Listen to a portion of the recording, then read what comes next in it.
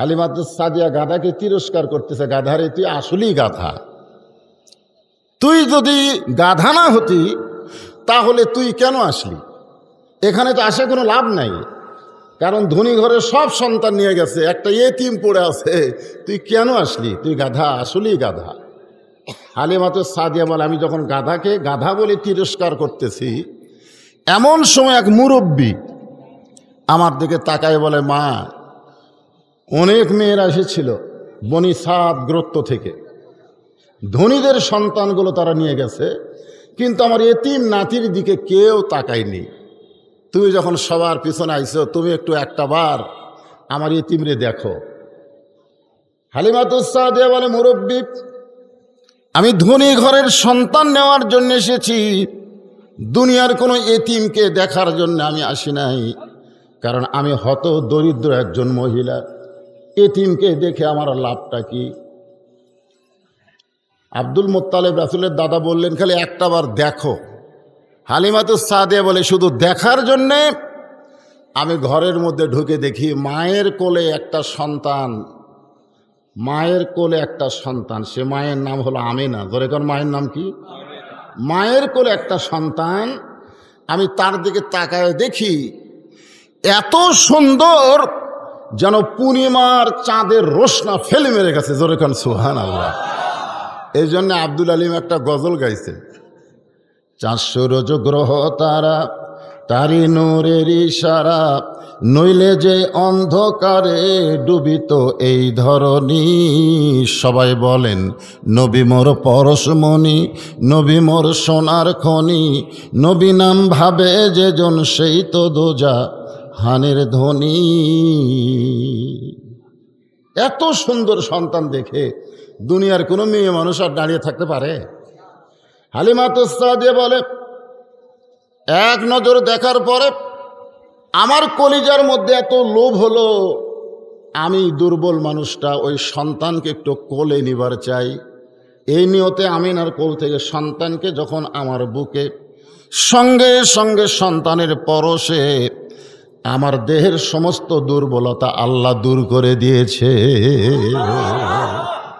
ছোট্ট নবী, যখন তিনি নবী না, জন্ম নিয়েছেন, সেই নবীর পরশে একটা দুর্বল শরীর যদি সুস্থ হয়ে যায়, আজকে সেই নবীর আদর্শ যদি বাংলার উম্মতেরা গ্রহণ করে, তাহলে তারা ইমানের বলে শক্তিশালী হবে না দুর্বল হবে? আরে জবান খুলে কথা বলেন, শক্তিশালী না দুর্বল হবে? হ্যাঁ, আজকে আমরা সবাই রাসূলের উম্মত। আল্লাহ রাসূল বলেছেন, আমার একটা উম্মত বাহিরে থাকা অবস্থায় আমি ভিতরে ঢুকবো না। কিসের ভিতর? তাহলে বুঝতে পারছেন? দেখছেন, এত বড় কথা পৃথিবীর কোন নেতা বলবে? বলবে?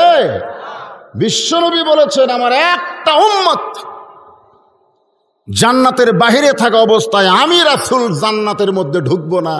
আমার সমস্ত উম্মত যখন জান্নাতে ঢুকবে, তারপরে আমি রাসূল জান্নাতে ঢুকবো। জোরে বলেন সুবহানাল্লাহ।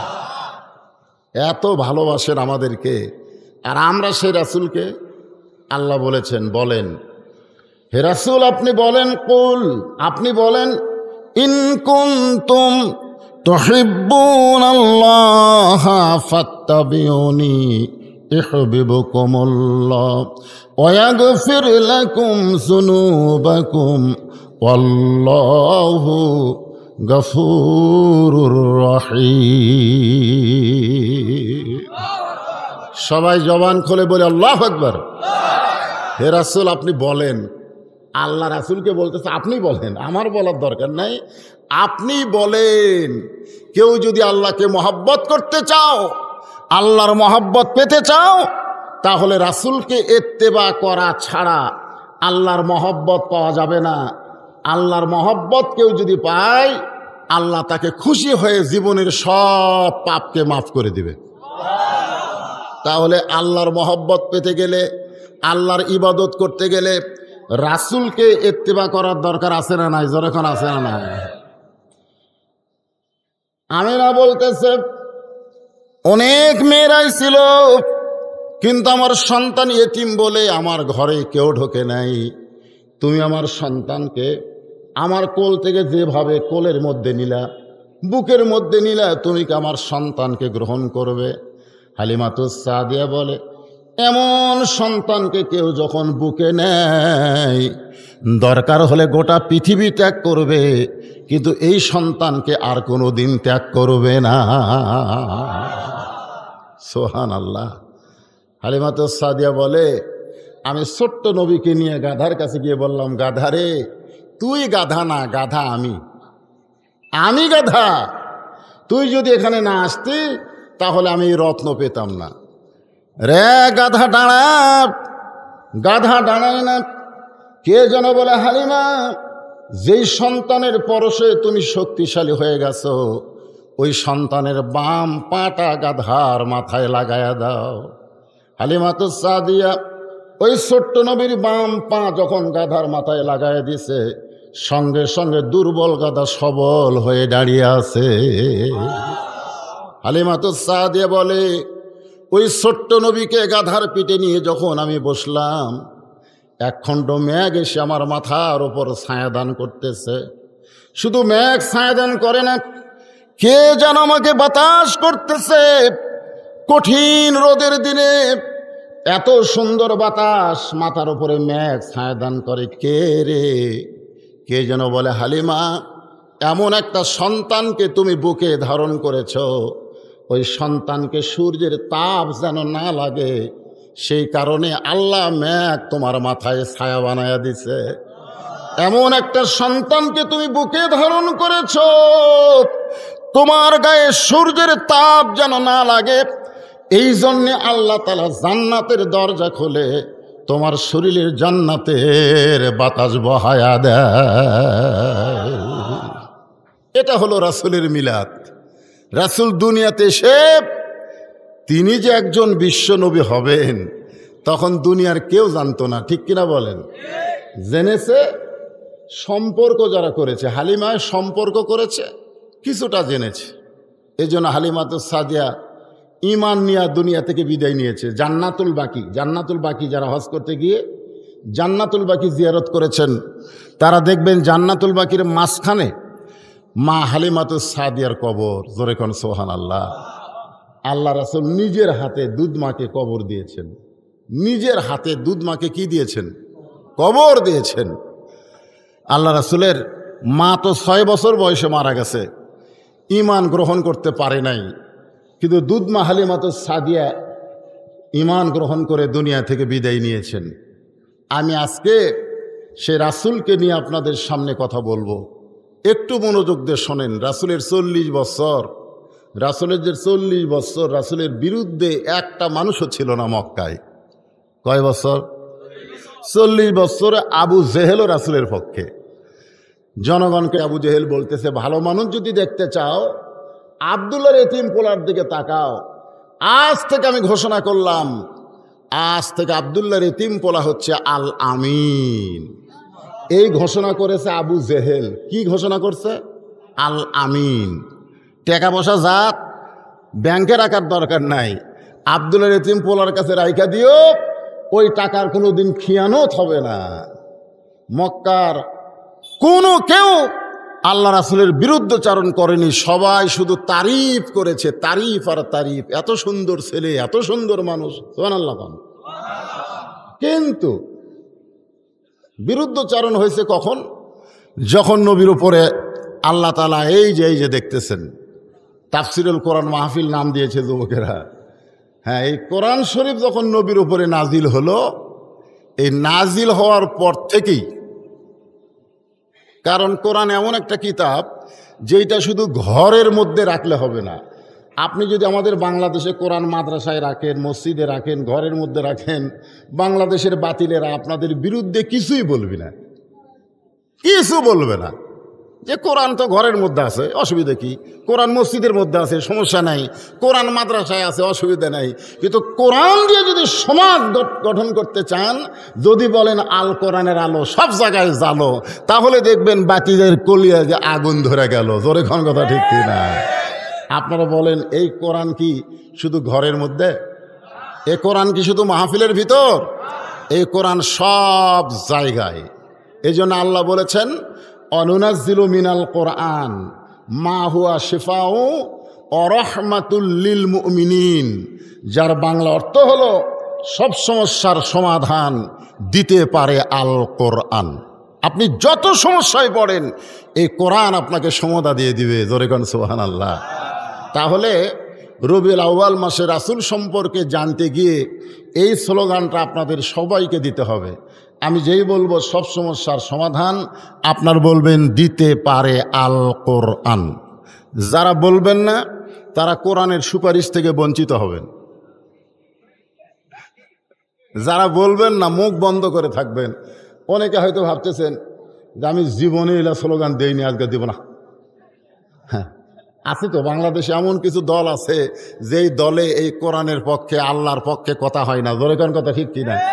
কিন্তু আমরা যখন কোরআনের প্যান্ডেলের মধ্যে বসে গেছি তখন আমরা কোনো দল নাই, আমরা এক দল। ঠিক কিনা বলেন? আমরা যখন মসজিদের মধ্যে ঢুকি, আপনারা বলেন তো মসজিদের মধ্যে যে আওয়ামী লীগ ভাই নামাজ পড়ে ঢোকে না? বিএনপি যারা নামাজ পড়ে ঢোকে না? জামাত ইসলাম পীর মুরিদি যারাই নামাজ পড়ে ঢোকে কি ঢোকে না? আপনারা কোনোদিন দেখছেন যে আওয়ামী লীগ বাম পায়ে ঢুকছে? ঢোকার সময় সবাই একই পা একই দোয়া। আবার যখন কাতারবদ্ধ হয় তখন দেখবেন একে ডাহা আওয়ামী লীগ আর ডাহা বিএনপি একসাথে কাতার সোজা করতেছে। ইমামতি করার কেউ নাই রে। তখন বলতেছে জামাত ইসলামের এক ভাইকে, ভাই তুই সামনে যা, কারণ বিএনপি আওয়ামী লীগের মধ্যে ইমামতি করা খুব কঠিন। ধরে কোন কথা ঠিক কিনা? তখন জামাত ইসলাম তাবলিগের এক ভাইকে দেখে বলতেছে, ভাই তুই সামনে যা ভাই। তখন কই, ভাই রে তুই হলি স্বাধীনতার স্থপতি আর তুই হলি স্বাধীনতার ঘোষক। বিএনপি ঘোষক আর আওয়ামী লীগ হলো স্থপতি, আর আমি হলাম রাজাকার। কই মসজিদের মধ্যে কোনো দলাদলি নাই রে, মসজিদের মধ্যে সবাই এক দল। ধরে কর সুবহানাল্লাহ। তাহলে মসজিদের মধ্যে ঢুকলে যেমন এক দল, কোরআনের মাহফিলে ঢোকা মাত্র আমরা কয় দল? এই জন্য সবাই বলবেন, আমি যেই বলবো সব সমস্যার সমাধান আপনার বলবেন দিতে পারে আল কোরআন। বলতে পারবেন? সব সমস্যার সমাধান আল কোরআনের আলো। না, ঘরের কথা তো আগেই করলাম। আমি যখন ঘর ছিলাম আলো, ঘর থেকে যখন বাইরে হলাম তখন দুই ছেলে খালি মোবাইলে লাইট ধরতেছে, রাস্তা দেখাচ্ছে আমাকে। তার মানে কি বোঝালো? যে খালি ঘরে আলো হবি না, ওই প্যান্ডেল পর্যন্ত যাওয়া রাস্তা অন্ধকার আলো করা লাগবে। ধরে কোন কথা ঠিক কিনা? অন্ধকার রাস্তা রাখলে হবে না, সব জায়গায় যেই বলবো আল কোরআনের আলো, আপনার একটা খাঁটি স্লোগান দিবেন, সব জায়গায় জালো। বলতে পারবেন না? আল কোরআনের আলো, কোরআন হাদিস যেখানে, দুনিয়ার মুসলমান লিল্লাহে তাকবীর। আলহামদুলিল্লাহ। হ্যাঁ, আলহামদুলিল্লাহ। এখন আসেন, আল্লাহ রাসূল খাদিজাতুল কুবরা থেকে হালিমাতুস সাদিয়ার সামান্য একটু বয়ান শুনলেন। এরপরে নবীর সাথে যিনি সম্পর্ক করছে আর একটা মেয়ে মানুষ, তার নাম কি? খাদিজা। জোরেগান, তার নাম কি? তখন কিন্তু আমাদের নবী না, মাত্র 25 বছর। 25 বছর খাদিজার বাড়িতে কাজ করত। কিন্তু খাদিজা ওই হালিমাতুস সাদিয়ার মতো এমন কিছু দেখছে, দেখার পরেই তার ভিতরে বিয়ে বসার একটা বাসনা জাগছে। তখন মা খাদিজার বয়স হলো 40 বছর। জোরে কোন কয় বছর? 40 বছর বয়সে একটা রাখালের সাথে বিয়া বসবে। মা খাদিজাতুল কুবরা যখন নবীর সঙ্গে বিয়ে হলো, মক্কার বড় বড় নেতারা খাদিজাকে টিটকারি করা শুরু করে দিল যে আমাদের মতো নেতারা থাকতে মক্কার সবচাইতে ধনবতী রমণী ওই খাদিজা ওই আব্দুল্লাহর এতিম পোলার সঙ্গে বিয়ে বসলো কেন? মক্কার বড় বড় নেতা আবু জেহেল, উতবা, সাইবা, আবু সুফিয়ান আমরা থাকতে। কারণ খাদিজা ছিল না, মক্কার সবচাইতে ধনবতী ছিল। বলেন সুবহানাল্লাহ। খাদিজার একটা ডিগ্রি ছিল তাহেরা। তাহেরা মানে পুত পবিত্র, বলেন সুবহানাল্লাহ। তো আল্লাহ রাসূল খাদিজাকে বলতেছে, দেখেন আপনি আমার সাথে বিয়ে বসলেন, আমাকে স্বামী বানালেন, কিন্তু মক্কার নেতারা তো খালি খুশখুশ করতেছে। তো খাদিজা একদিন সব নেতাদেরকে দাওয়াত দিয়ে বলতেছে যে আব্দুল্লাহর এতিম পোলাকে আমি বিয়ে করে ঠকেছি না জিতেছি? তো সমস্ত নেতারা বলতেছে 100 বার ঠকছেন, জিতার তো কোনো লক্ষণ নাই, আপনার বাড়িতে রাখালি করতো, আর সেই গরিব এতিমরে আপনি বিয়ে করে জিতলেন কেমনি? আপনি ঠকে গেছেন। খাদিজা বলতেছে তাহলে আমার 3টা প্রশ্নের উত্তর দাও। 1 নম্বর প্রশ্ন হলো, তোমরা বলো আমার বংশ ভালো না আব্দুল্লাহর এতিম পোলার বংশ ভালো? সব নেতারা তো মাথা নিচু করে কয়, হ্যাঁ বংশের দিকে খেয়াল করলে খাদিজার বংশের চাইতে আব্দুল্লাহর এতিম পোলার বংশই ভালো। তাহলে দেখো, বংশের দিক দিয়ে নিম্ন বংশের খাদিজা উচ্চ বংশের একটা স্বামী পাইছে। 2 নম্বর প্রশ্ন হলো, বলো রে মক্কার নেতারা বলো, চেহারার দিক দিয়ে আমি সুন্দর না আব্দুল্লাহর এতিম পোলা সুন্দর? সমস্ত নেতারা বলতে যে খাদিজা তুমি কেন? গোটা দুনিয়ায় আব্দুল্লাহর এতিম পোলার মতো সুন্দর কোনো যুবক পাওয়া যাবে না। খাদিজা বলতে তাহলে দেখো, আমি একটা কম সুন্দরী মেয়ে মানুষ একটা সুন্দর যুবককে স্বামী হিসাবে পেলাম, কে জিতলো? তো নেতারা বলে এই দিক দিয়ে তো তুমিই জিতলে। খাদিজা বলে আমার 3 নম্বর প্রশ্ন হলো, আমার বয়স বেশি না আব্দুল্লাহর এতিম পোলার বয়স বেশি? সবাই বলতে তুমি তো 40 বছরের বিধবা। খাদিজা বলে 25 বছরের একটা তরতাজা যুবক আমি স্বামী হিসাবে পেলাম, তাহলে আমি ঠকলাম কোন দিক দিয়ে? বংশের দিক দিয়ে ভালো বংশের স্বামী পেলাম, সুন্দরের দিক দিয়ে সর্বসুন্দর স্বামী পেলাম, আবার বয়সের দিক দিয়ে তরতাজা একটা যুবক স্বামী পেলাম। আমি তো ঠকিনি, ঠকছে আব্দুল্লাহর এতিম পোলা। তোমরা উল্টে পেঁচাল পারো কেন? তখন নেতারা বলতেছে তুমি যে ধনী আর সে যে গরিব। খাদিজা বলতেছে ধনী এবং গরিব এটাই যদি ঠকার মাপযন্ত্র হয় তাহলে শুনে নাও, আমার যত সম্পদ আছে এই মুহূর্তে আব্দুল্লাহর এতিম পোলাকে আমি দিয়ে দিলাম।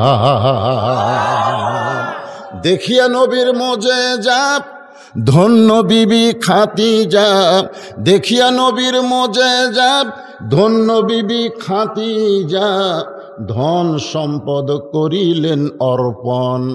ওগো নবী, দয়ার নবী গো, আপনি হলেন খাদিজার জীবন। জোরে গান সুবহানাল্লাহ। খাদিজাতুল কুবরার কাছে নবী 15 বছর, জোরে কোন কয় বছর? 15 বছরের 13 বছর যখন গেছে তখন নবীর মধ্যে কি যেন একটা ভাব তৈরি হয়েছে, আর সেই ভাবে নবী খাদিজার ঘর ছেড়ে গাড়ে হিরাই উঠছে, মাটি থেকে 2600 ফুট উপরে। খুব খেয়াল করবেন, এই কোরআন কিন্তু সবসময় কোথায় থাকে? কথা কয় না, কোথায় থাকে? সব সময় উপরে থাকে। আপনার বাড়িতে যত জিনিস আছে আপনি বলেন তো কোরআনের উপরে কিছু রাখা যাবে? আমি এক মাহফিলে যাই, দেখি বিজ্ঞাপন এরকম কোরআনের উপরে রাখছে। আমি চট করে বিজ্ঞাপন টান দিয়ে কোরআন একটু সাইড করলাম। আমি বলা হুজুর কি হয়েছে?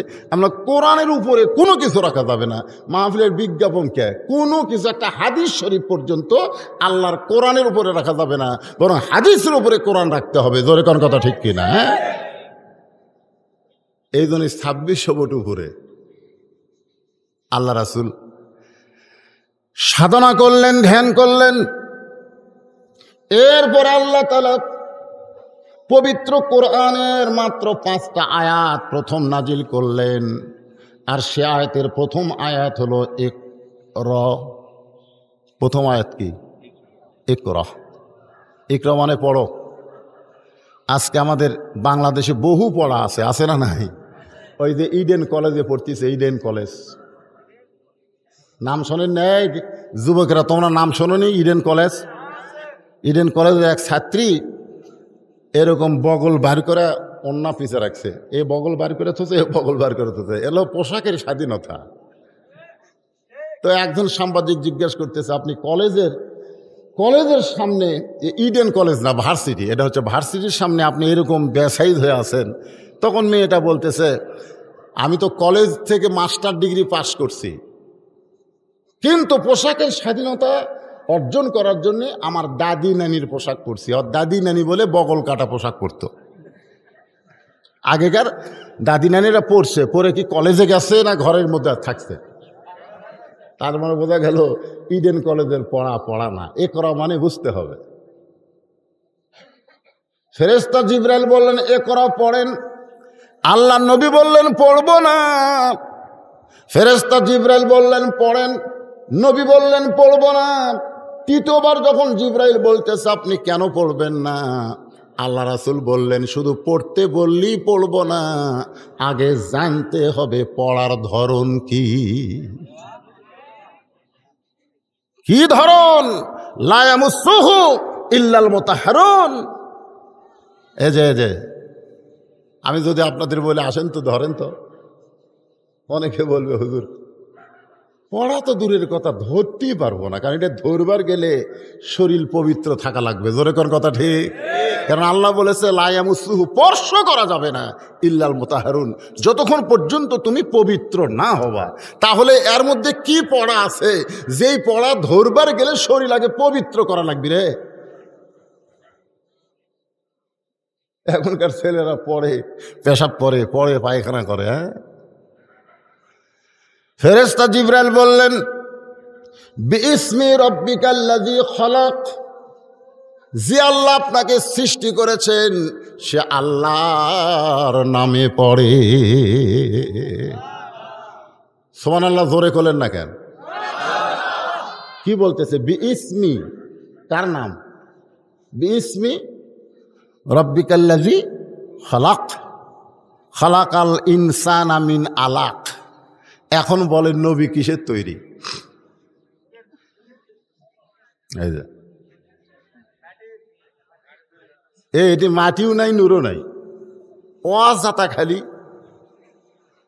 আমাদের বাংলাদেশে এই যে এখন যারা রাজার ভাগে গেল, ওই গ্রুপ বলবে নবী নূরের তৈরি, আছে না নাই?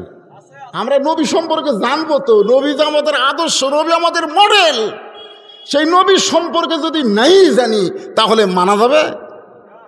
মেম্বারও নেতা, চেয়ারম্যানও নেতা, এমপিও নেতা, আবার প্রধানমন্ত্রীও নেতা। সব নেতা কি একই নেতা?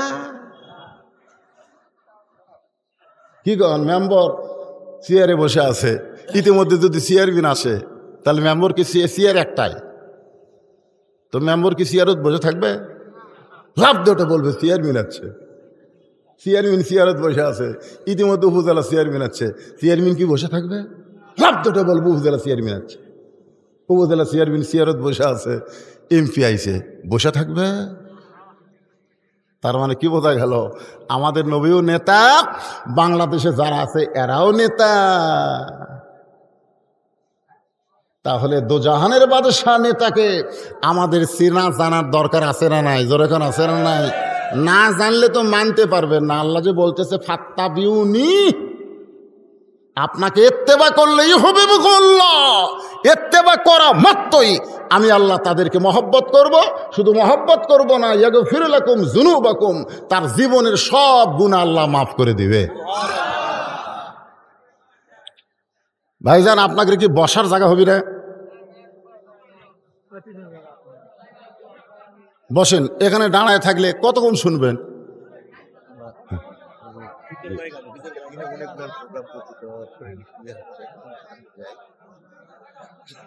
কিছু বলবেন নাকি?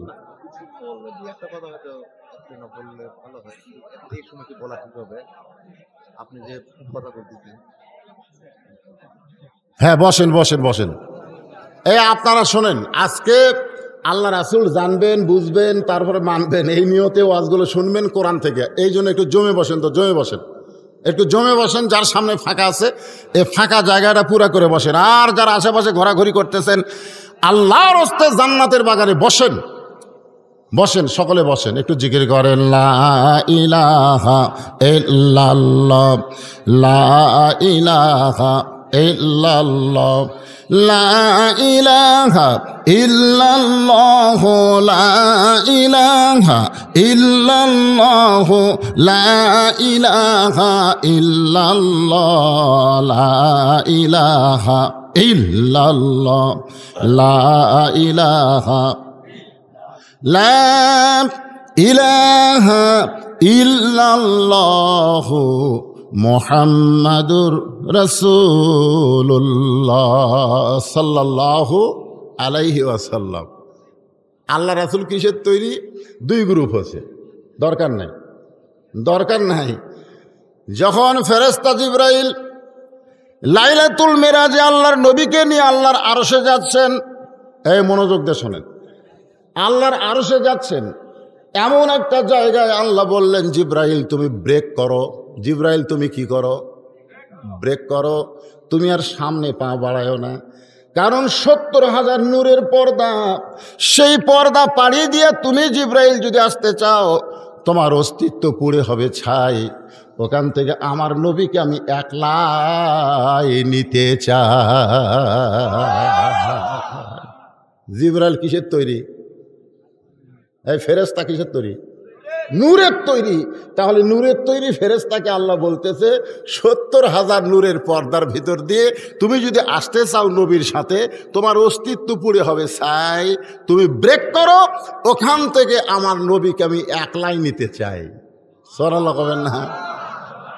তাহলে 70,000 নূরের পর্দা পাড়ি দিতে জিবরাইল যদি পুড়ে যায়, অস্তিত্ব শেষ হয়ে যায়, সেখান থেকে আমার নবী যাবে এতগুলো নূরের পর্দা পাড়ি দিয়া। নবী কিসের তৈরি? আবার কয় নূরের তৈরি। ফেরেশতা জিবরাইল জিজ্ঞেস করতেছে, ইয়া রাসূলুল্লাহ, আপনাকে চেয়ারম্যান সাহেব সারাদিন খাটাখাটনি করছে না? বলার জন্য না, উনি একটু বিদায় চাচ্ছেন, সবাইকে সালাম দিয়ে আপনি যান।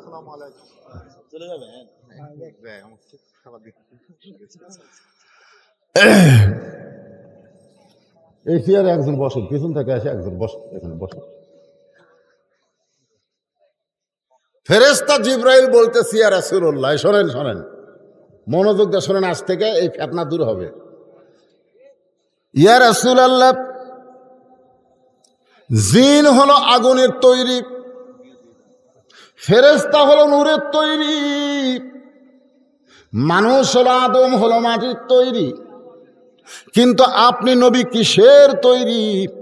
এতগুলো নূরের পর্দা পাড়ি দিয়ে আল্লাহর কাছে যাচ্ছেন, আমি একটু জানতে চাই। সঙ্গে সঙ্গে নবী বললেন, জিবরাইল আমি কিসের তৈরি আমি জানি না, যিনি তৈরি করেছেন তিনি ভালো জানে। আর কোনো ফিতনা আছে? নবী কিসের তৈরি, কে তৈরি করছে? তাহলে আল্লাহ ভালো জানে, আমরা মাথা ঘামাই কেন? কবরের মধ্যে গেলে বলবে যে নবী কিসের তৈরি? কবরের মধ্যে গেলে কি বলবে? ওমান নাবিউকা, তোমার নবীকে মান হাজার রাজুল। নবীর চেহারা এনে আপনার সামনে এরকম দেখানো হবে যে দেখেন তো এটা কে। তখন আপনি যদি বলেন মানে নবীর কিছু করেননি, আপনি মাথার টুপি দেননি, মুকুট দাড়ি থননি, নবীর কোনো সুন্নত নাই, নবীর কোনো মহব্বত নাই, এখন নবী দেখে আপনি বলবেন কে রে?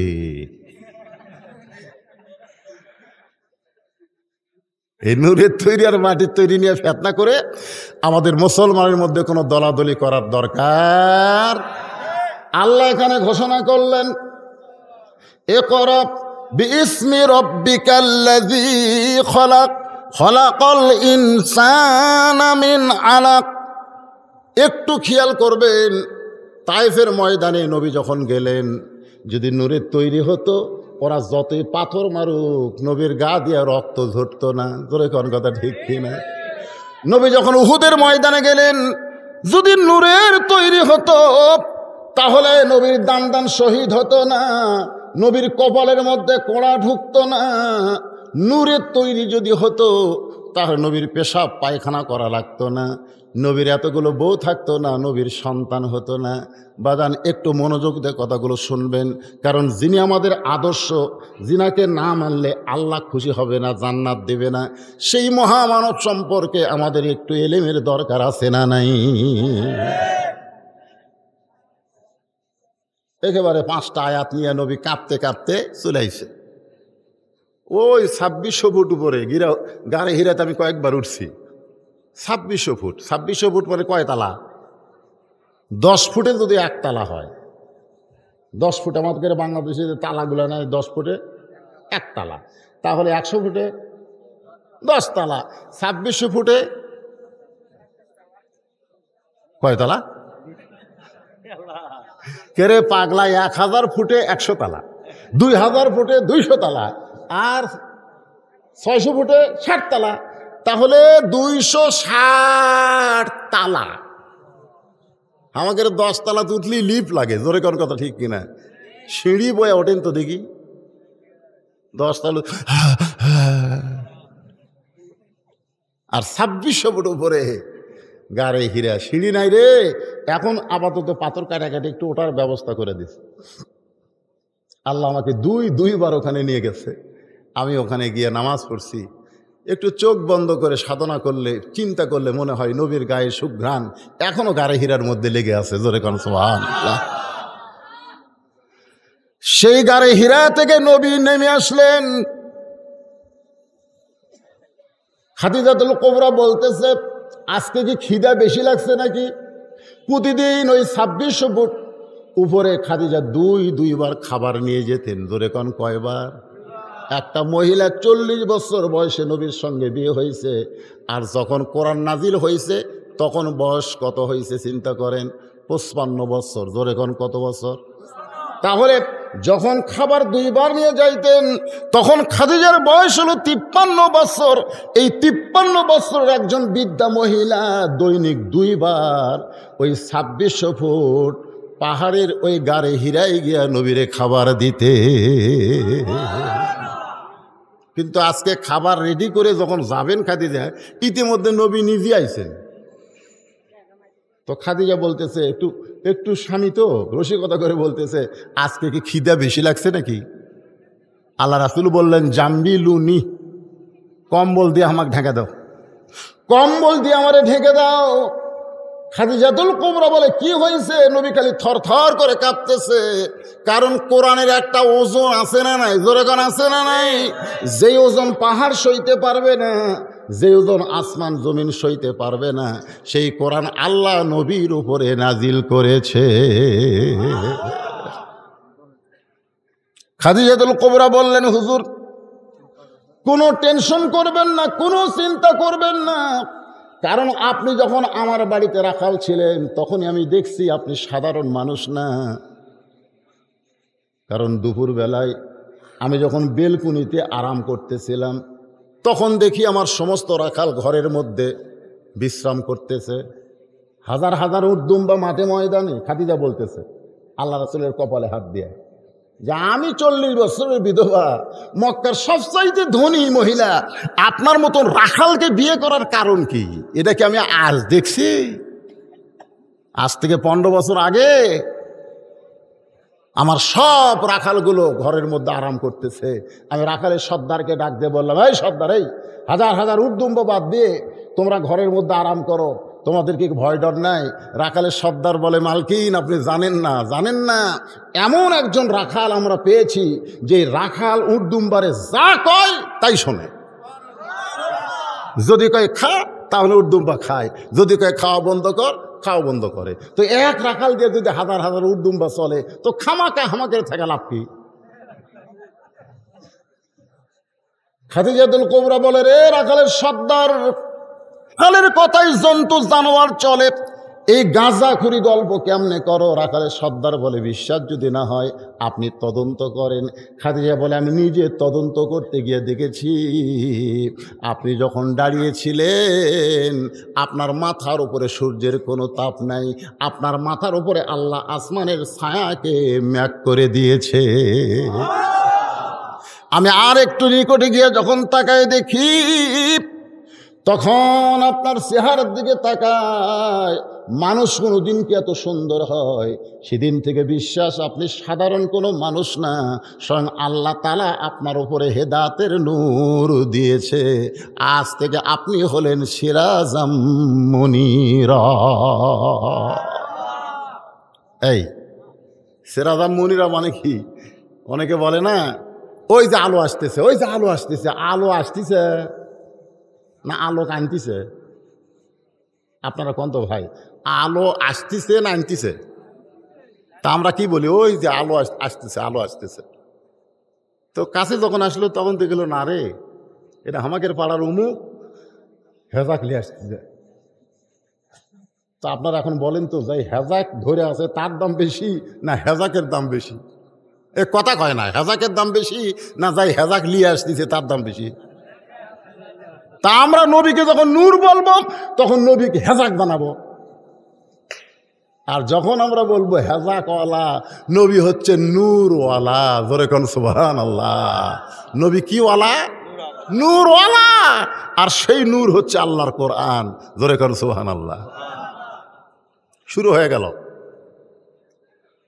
গোপনে গোপনে আল্লাহ নবী কোরআন তেলাওয়াত করেন, কোরআন নাজিল হয়। মক্কার নেতারা গোপনে গোপনে নবীর কোরআন তেলাওয়াত শোনা শুরু করলেন। সুবহানাল্লাহ কবেন না? আবু জেহেল হচ্ছে এক নম্বর। আবু সুফিয়ান, উতবা, সাইবা, যেই ঘরের মধ্যে নবী কোরআন পড়ে সেই ঘরের চারিধার তারা সারা রাত দাঁড়িয়ে দাঁড়িয়ে কোরআন তেলাওয়াত শোনে। আবু জেহেল ঘোষণা করলো, এত সুন্দর কোরআনের বাণী মনে হয় রাত কোন দিক দিয়ে গেল বুঝবারই পারিনি। সুবহানাল্লাহ। এত সুন্দর কোরআনের বাণী যে রাত দিয়ে কোন দিক দিয়ে গেল রে বুঝবারই পারিনি। সুবহানাল্লাহ কবেন না? আজকে কোরআনের ওয়াজ শোনার মানুষ আছে, আবু জেহেল হচ্ছে এক নম্বর শ্রোতা। কিন্তু যখন ঘর থেকে কোরআন বাইরে আসলো তখন আবু জেহেল চিন্তায় পড়ে গেল, সাধারণ মানুষগুলো যদি এই কোরআনকে পড়ে, মক্কার লোকেরা শুধু কোরআন পড়ে না, পড়া মাত্রই তারা কোরআন বোঝে। আর বাংলার মুসলমান কোরআন পড়া মাত্র বোঝে না, কোরআন পড়ার পরে তারপরে আবার কোরআনের তাফসির পড়ে। জোরে কোন কথা ঠিক কিনা? কিন্তু মক্কার লোকেরা কি কোরআন পড়ে আবার তাফসির পড়া লাগবে? ওদের ভাষাই কি? আরবি ভাষা। এ পড়া মাত্র বুঝে ফেলে দেয়। তা আবু জেহেল দেখলো, এই কোরআন যদি বাইরে আসে তাহলে হামাকের ভুয়া নেতাগিরি তো আর চলবি না। যে নেতৃত্ব দিয়ে মক্কার মানুষদেরকে আমরা গোলাম বানাইছি, চাকর বানাইছি, আজকে আমাদের নেতারা কোটি কোটি টাকা সুইস ব্যাংকে জমা করতেছে, আর আমাদের গরিবগুলো সারাদিন কাম কাজ করে 200 টাকা কেজি সোয়াবিন তেল কিনে ডাল কিনবার গেলে চোখের পানি বার করে, আর গোস্ত মাস্ত নাই। জোরে কোন কথা ঠিক কিনা ভাই? হায় হায়, কাঁঠাল ভাঙ্গা খাওয়া, মাথার উপর কাঁঠাল ভাঙ্গিচ্ছে। কাঁঠাল আর এভাবে ভাঙ্গা লাগিচ্ছে না, মাথার বাড়ি দিয়ে কাঁঠাল ভাঙ্গিচ্ছে। আবু জেহেল দেখতেছে কাঁঠাল ভাঙ্গা তো চলবি না, যদি কোরআন সকলের কাছে যায়। আজও আবু জেহেলের দোসরেরা দেখতেছে, এই কোরআন যদি সমস্ত মুসলমান গ্রহণ করে তাহলে আমাদের ভুয়া নেতৃত্ব থাকবে না। জোরে কোন কথা ঠিক? সমস্ত নেতারা, মক্কার যেইগুলা নেতা ছিল সমস্ত নেতারা একত্র হলো, একত্র হয়ে চিন্তা করলো কি করা যায়, কি করা যায়। বলে চলো আমরা গোপনে প্রস্তাব দেই। আবু জেহেলের নেতৃত্বে নবীর বাড়ির চারধার 4-5 জন নেতা জিকির করতেছে, লা ইলাহা ইল্লাল্লাহ, লা ইলাহা ইল্লাল্লাহ, লা ইলাহা ইল্লাল্লাহ। খাদিজাতুল কুবরা বলতেছে, হুজুর নেতারা মনে হয় মুসলমান হলো। আমরা ঘরের মধ্যে আর ওরা আমাদের ঘরের চারিধার কলেমার জিকির করে। আল্লাহ রাসূল দরজা খুলে বলতেছে, আসেন আমার বুকের মধ্যে আসেন, আমার বুকের মধ্যে আসেন। লা ইলাহা ইল্লাল্লাহ জিকির করতেছেন, আপনারা তো আমার দলে চলে আসলেন। আল্লাহ তাআলা কোরআনের আয়াত নাজিল করলো, কুল, হে রাসূল আপনি বলেন, ইন কুনতুম তুহিব্বুনাল্লাহ ফাত্তাবিউনি। শুধু লা ইলাহা ইল্লাল্লাহ বললে হবে না, মুহাম্মদ রাসূলুল্লাহ বলা লাগবে। ওরা খালি লা ইলাহা ইল্লাল্লাহ কয়, মুহাম্মদ রাসূলুল্লাহ বাদ দেয়। মুহাম্মদ রাসূলুল্লাহ, এই যে আমরা দরুদ পড়লাম, আল্লাহুম্মা সাল্লি আলা সাইয়্যিদিনা, পড়েন না? আপনার দরুদ পড়েন না? আল্লাহুম্মা সাল্লি আলা সাইয়্যিদিনা পড়েন না ভাইজান? পড়েন না? সাইয়্যিদিনা মানে কি? যেই দরুদ না পড়লে কোনো ইবাদত কবুল হবে না, সেই দরুদে আপনি নবীকে নেতা বলতেছেন। সাইয়্যিদিনা মানে আমাদের নেতা। আপনি নামাজের দরুদে আপনি নবীকে নেতা বলতেছেন, আর দরুদ বাদ দিয়ে বাইরে যায় অন্য একজন মানুষকে নেতা বানায়া তার পিছনে চামচাগিরি করতেছেন। একটু মনোযোগ দিয়ে শুনবেন। কলেমার জিকির করতেছে, লা ইলাহা ইল্লাল্লাহ। নবী খুশি হয়ে তাদের জন্য দরজা খুলে দিয়েছে। আল্লাহ বলতেছে, হুজুর যতক্ষণ মুহাম্মদ রাসূলুল্লাহ ফাত্তাবিউনি আপনাকে ইত্তেবা না করবে, ততক্ষণ পর্যন্ত ওদের কলমা আমি আল্লাহ গ্রহণ করব না। আমি আল্লাহ আপনাকে এত ভালোবাসি। সুবহানাল্লাহ। ওরা লা ইলাহা ইল্লাল্লাহ কইছে থেকে আপনি খুশি হয়ে গেছেন। যারা লা ইলাহা ইল্লাল্লাহ বলছে আপনি খুশি হয়েছেন, কিন্তু খালি আপনি খুশি হলে হবে? আমি আল্লাহকেও খুশি হওয়া লাগবে। নবী বলতেছে, আল্লাহ আপনি কখন খুশি হবেন? বলে, যখন ওরা মুহাম্মদ রাসূলুল্লাহ বলবে তখন আমি আল্লাহ খুশি হব। তার মানে বোঝা গেল, আপনি যতই আল্লাহকে ঈমান বিশ্বাস করেন, নবীকে যদি গ্রহণ না করেন, আল্লাহ আপনাকে কখনো কবুল করবে না। জোরে কোন কথা ঠিক? তাহলে আল্লাহর নবীকে কবুল করতে গেলে, গ্রহণ করতে গেলে নবীর আদর্শ আমাদের গ্রহণ করতে হবে। নবীর আদর্শটা কি এটা বোঝানোর জন্য বলতেছি, একটু মনোযোগ দিয়ে শোনেন। হোসাইন রাদিয়াল্লাহু বসে আছে। কে বসে আছে? হোসাইন বসে আছে। ইতিমধ্যে ইয়াজিদের কিছু লোক, আমাদের বাংলাদেশে এজিদ মার্কা মুসলমান আছে না নাই? এজিদ মার্কা মুসলমান যারা কালকে পূজার বাড়িতে গেছিল, এজিদের কিছু লোক এসে হোসাইন রাদিয়াল্লাহকে বলতেছে, হোসাইন খামাখা গন্ডগোল করে লাভ কি? খামাখা আমাদের বাংলাদেশে টুপিওয়ালাদেরকে অনেকে বলে জিএমবি জঙ্গি, বলে কি বলে না? খামাখা ওয়াজের মাসে ময়দানে এসে নবীর 13 বছরের, মক্কার 13 বছরের ওয়াজ করবে, একটা ফেসাদ হবে না। কিন্তু বক্তার মদিনার ইসলামের জায়গা, মানে মক্কার পিটন খাওয়ার ইসলাম আপনি সারা রাত ওয়াজ করেন, আপনার বিরুদ্ধে কেউ যাবে না। কিন্তু যেই মদিনার ইসলামত যাবেন তখনই কেউ, ওরে বাবা রে, কারণ মক্কার নেতা আসলো আবু জেহেল, নবী আসলো ইমাম। 13 বছরে মাত্র 320 জন মুসলমান। কিন্তু মদিনায় আমাদের নবী শুধু নবী ছিল না, আমাদের নবী রাষ্ট্র নেতা ছিল। জোরে কোন কথা ঠিক কিনা? হ্যাঁ, একটু হ্যাঁ করেন, একটু মনোযোগ দিয়ে শুনবেন নবীর উম্মতেরা। আর সময় বেশি নাই, ইমাম মেহেদী আলাইহিস সালাম অল্প সময়ের মধ্যে দুনিয়াতে আসবে। এখন থেকে আমাদেরকে সজাগ হওয়া লাগবে, সঠিক পথ আমাদের গ্রহণ করতে হবে। গ্রহণ করার দরকার আছে না নাই? কারণ যুবকেরা যখন বিপদে চলে যায়, অধিকাংশ যুবক দেখেন লাইনে নাই। অধিকাংশ যুবক যারা আজকে মাহফিল করতেছে, খোঁজলিয়া দেখেন, তাদের অধিকাংশ যুবক হয়তো এশার নামাজে পড়ে নাই। মসজিদের উন্নয়ন কল্পে মাহফিল করতেছে যুবকেরা, হয়তো দেখবেন ওয়াজ শোনার পরে এরা ফজরের সালাতে খায়রুম মিনান নাওম শুনতে পাবে না, এরা ঘুম পাড়বে। তার মানে বোঝা গেল যুবকেরা লাইনে আছে না বিপদে গেছে? আজকে আমাদের নারীরা লাইনে আছে না বিপদে গেছে? আমার মায়েরা যারা পর্দার অন্তরে একটু মনোযোগ দেন।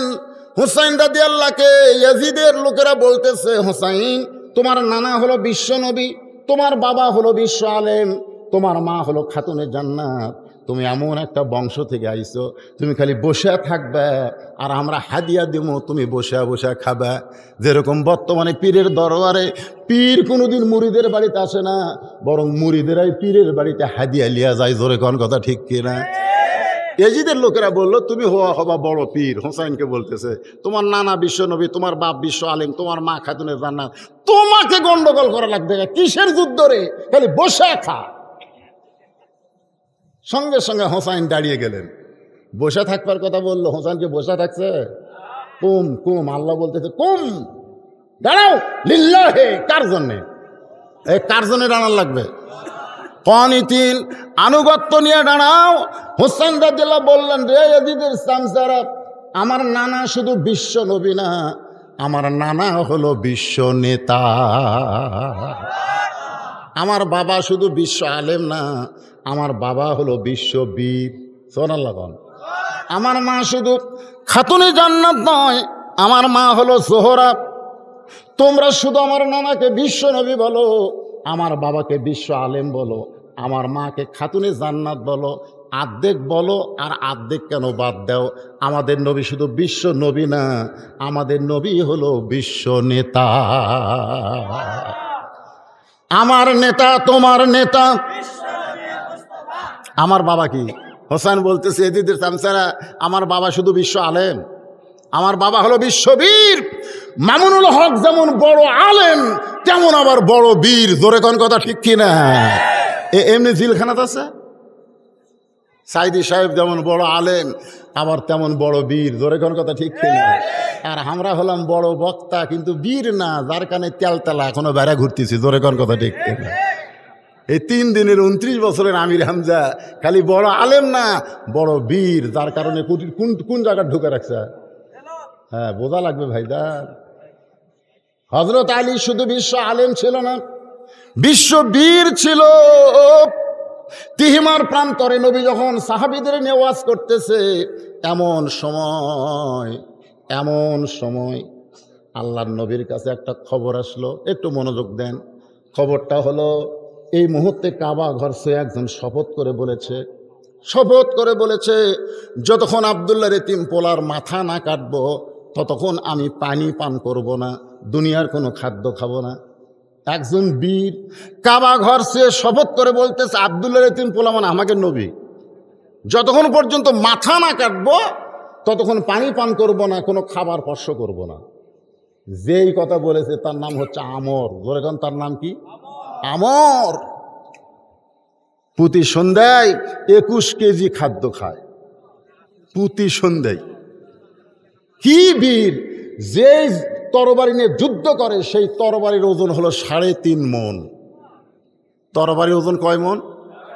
আর সেই আমর কাবা সে শপথ করছে।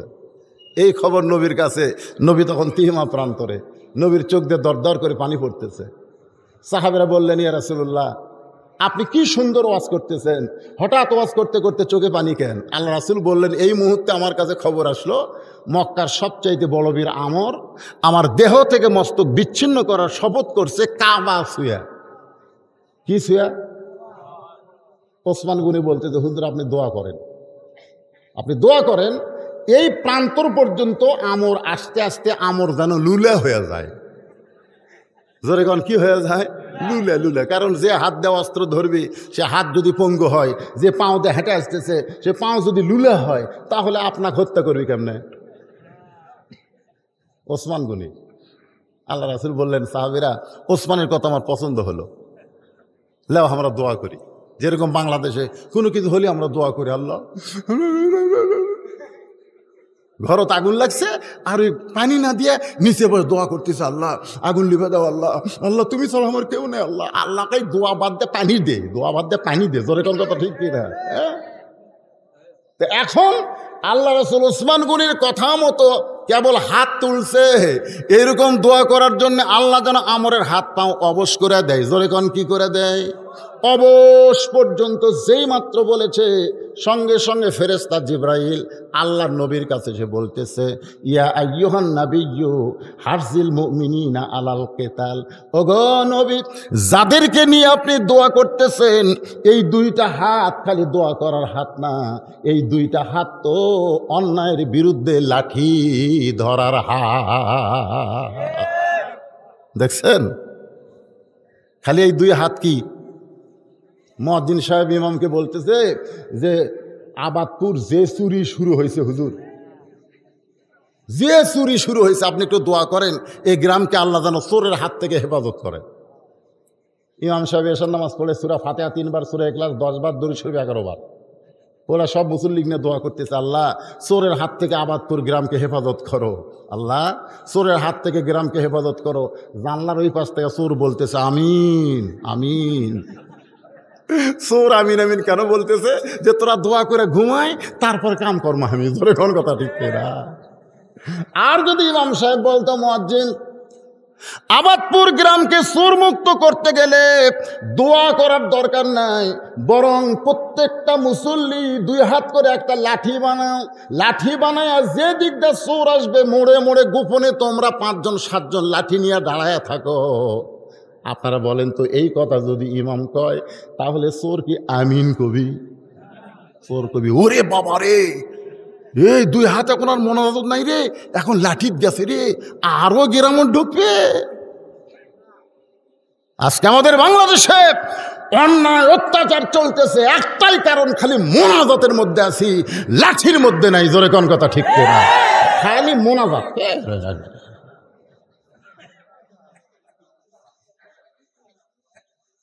আল্লাহ রাসূল, আমরা তো সাধারণ মৌলভী রে, আল্লাহ রাসূল মোনাজাত করতেছে। আল্লাহ আমরের হাত পাও অবশ, কেবল অবশ পর্যন্ত গেছে।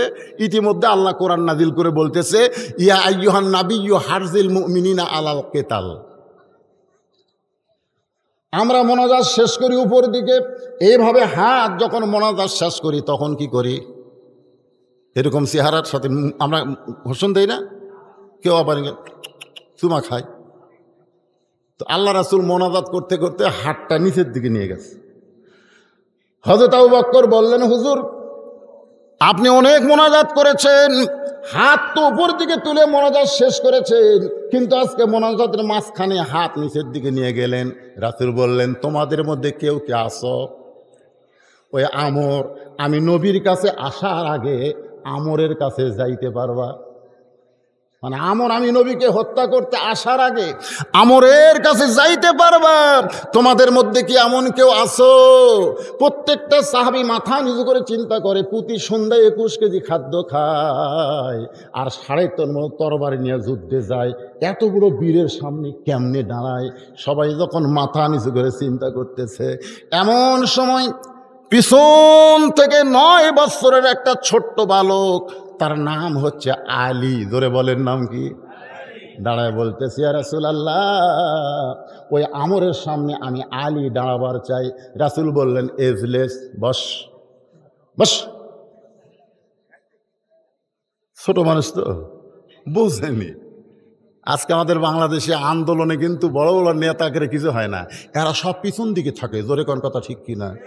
যে কয়টা মরে ওই যুবক কয়টা, বউ নাই সোল নাই, ওর কোনো টেনশন আছে? আর যারা আমরা বিয়ে করছি তারা চিন্তা করি, মর্মত রে, অন্যায়ের বিরুদ্ধে জেহাদ করতে তো মর্মরে, আমার বউ তো বিদ্যা হবি রে, আমার সোল বলে এতিম হবি রে।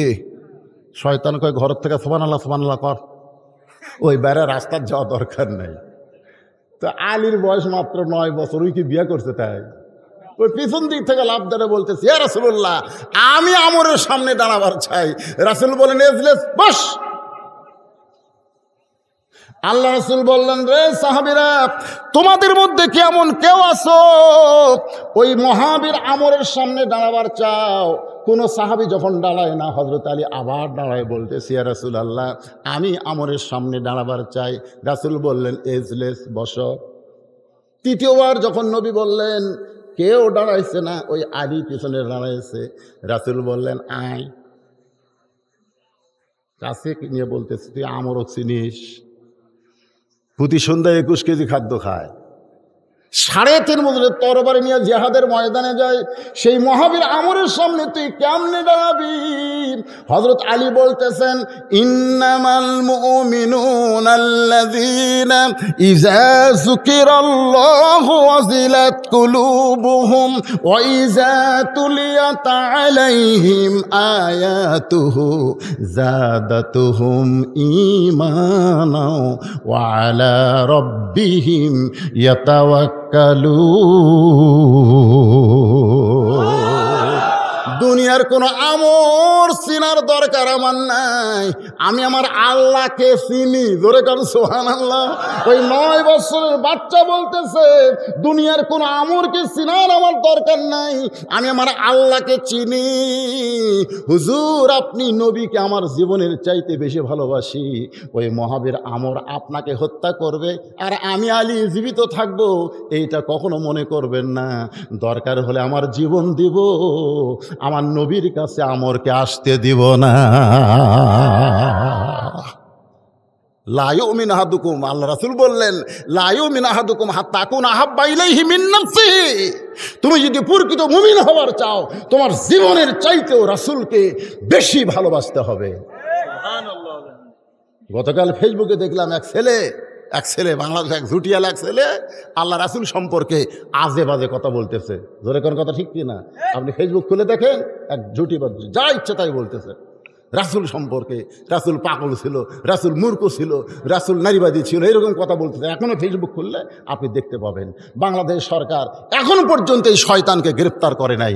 আমরা কেমন নবীর উম্মত, রবিউল আউয়াল মাসে খালি জশ্নে জুলুস করো, নবীর নামে মিছিল করো, আর নবীর বিরুদ্ধে কথা বলে। জীবন থাকা অবস্থায় নবীর বিরুদ্ধে বাংলার জমিনে একটা কথা আমরা বলতে দিব না। জোরে কোন কথা ঠিক না? কিসের জীবন রে, কিসের জীবন? আল্লাহ রাসূল বলেছেন তোমার জীবনের চাইতে আমি রাসূলকে বেশি মহব্বত না করলে তুমি প্রকৃত ইমানদার হতে পারবে না। প্রকৃত ইমানদার যদি হতে চাই, তাহলে আমার জীবনের চাইতে রাসূলকে বেশি মহব্বত করার দরকার আছে না নাই? হযরত আলী বলতেছে, ইয়া রাসূলুল্লাহ, ওই মহাবীর আমর আপনাকে হত্যা করবে, আর আমি আলী ছায়া ছায়া দেখব। দরকার হলে আমি নিজে হত্যা হয়ে যাব, কিন্তু আমার নবীর একটা পশমে হাত দিবার দিব না। সঙ্গে সঙ্গে নবী ডাক দিলেন, ওসমান। ওসমান, ওসমান তো দোয়ার পার্টি। জোরে কোন কিসের পার্টি? আল্লাহ রাসূল ওসমানক ডাক দিলেন, ওসমান। লব্বাইক ইয়া রাসূলুল্লাহ, তোমার বাড়িতে কোনো ছুরি আছে? এ তো জঙ্গিবাদী কথা, ছুরির কথা, লাঠির কথা বলে। এখন বাহির থেকে হুজুর কি ওয়াজ করতেছি রে, ছুরির কথা কয় কারা? এই মসজিদের যে মেহরাব বানাচ্ছেন, মসজিদের মেহরাব, ইমাম সাহেব যেখানে দাঁড়ায় নামাজ পড়ে, ওই মেহরাব কেন হয়েছে জানেন? এই মেহরাব নাই, লাঠি ধরো। ধরে কোন কি ধরো, এইভাবে হাত ধরে থাকা লাগবি না, দৌড়া যায় ধরে শুরু। এই জন্য মেহরাব। আল্লাহ রাসূল বলেন, ওসমান তোমার বাড়িতে কি ছুরি আছে? ওসমান গনি বলতেছে, ইয়া রাসূলুল্লাহ, আমি ধনী মানুষ। ওসমান গনি ধনী মানুষ। প্রত্যেক কুরবানি ঈদে আমি উট কুরবানি করি, ওই কুরবানি করার জন্য ছুরি আছে। রাসূল বললেন, যেই ছুরি দিয়ে তুমি উট কুরবানি করো, আজকে সেই ছুরিটা বড় দরকার। ওসমান গনি এক দৌড়ে বাড়িতে গিয়ে ছুরি এনে রাসূলকে দিলেন। রাসূল তাকায় দেখে মাত্র 27 ইঞ্চি। জোরে কোন কয় ইঞ্চি? মাত্র 27 ইঞ্চি একটা ছুরি। হয়তো আলীর হাতে দিয়ে বলতেছে, আলী, আমর তরবারি নিয়ে আসতেছে 3.5 মণ আমাকে মারার জন্যে, তো তুমি তসবি লিয়ে গেলে হবি, তাই এটা লিয়ে দাও। কি বুঝলেন? কি বুঝলেন? ছুরির বদলে কি তসবি পাগড়ি? দরকার হলে পাগড়ি মাথাত বানবো।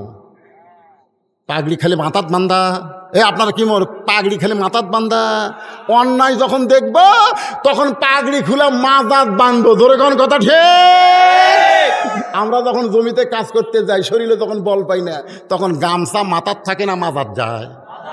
এই কৃষক মানুষ, গামছা মাথাত বাঁধেন, দেখেন শক্তি কিরকম হয়। তো পাগড়ি খালি মাথাত বাঁধলে হবে না, প্রয়োজনে পাগড়ি কোমরত বান্ধা লাগবে। ধরে কোন কথা ঠিক আছে কিনা?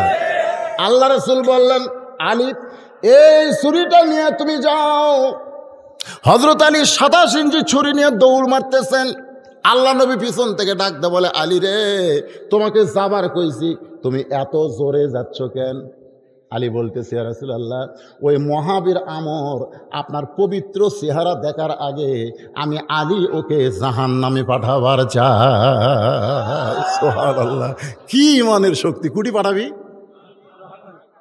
আপনার পবিত্র চেহারা ওই দেখবি, আপনাকে মারার জন্য রওনা দিয়েছে কাবা শরীফ ছুঁয়ে। আপনার পবিত্র চেহারা দেখার আগেই আমি আলী ওকে জাহান্নামে পাঠাবার চাই। এই বলে হযরত আলী 27 ইঞ্চি তরবারি নিয়ে, নবীর দোয়া নিয়ে, আল্লাহর ঈমান নিয়ে, সুবহানাল্লাহ কোন, এক দৌড়ে দেখে হাজার হাজার মানুষ আসতেছে, আর হাতির মতন আমর সবার সামনে। পিছন দিক থেকে কাফেরেরা মিছিল করতেছে। আব্দুল্লাহর এতিম পোলা, মুসলমানের নবীকে আর কেউ বাঁচাবার পারল না, মুসলমানের নবীকে আর কেউ বাঁচাবার পারবে না। এই মিছিল করতেছে কাফেরেরা, আর আমর খালে হাতির মতন হাঁটতেছে। ঠিক ওই সময় 9 বছরের ছোট্ট কিশোর বাচ্চা 27 ইঞ্চি তরবারি নিয়ে আমরের সামনে দাঁড়াইছে। একেবারে আমর সামনে, আমর হযরত আলীর দিকে তাকাছে। হা তুই কে রে? এই ফুসকা। হযরত আলী কিন্তু একটু খাটো খাটো মানুষ ছিল, খাটো। কে রে, তোর কি বাপ মা নাই? আমি আমরের সামনে তুই আইলি কি নিয়ে? চাকু নিয়ে। যেইটা দিয়ে জড় খোলের নাম হলো ছুরি, আর যেইটা দিয়ে চামড়া খোলে ওর নাম কি? চাকু। আমার ঘাড়ের ওপর কি দেখছিস? আর তুই একটা চাকু নিয়ে আমার সামনে দাঁড়াইছিস। সঙ্গে সঙ্গে হযরত আলী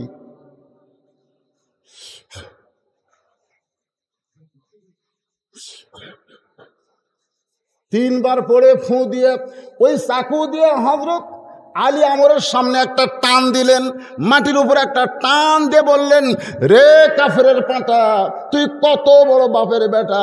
আল্লাহর নবী তো হত্যা করা দূরের কথা, এই দাগটা ডেঙ্গায়া এই পারে যা। জোরে কোন সুবহানাল্লাহ। মাটিতে একটা দাগ দিছে। জোরে কোন কি দিছে?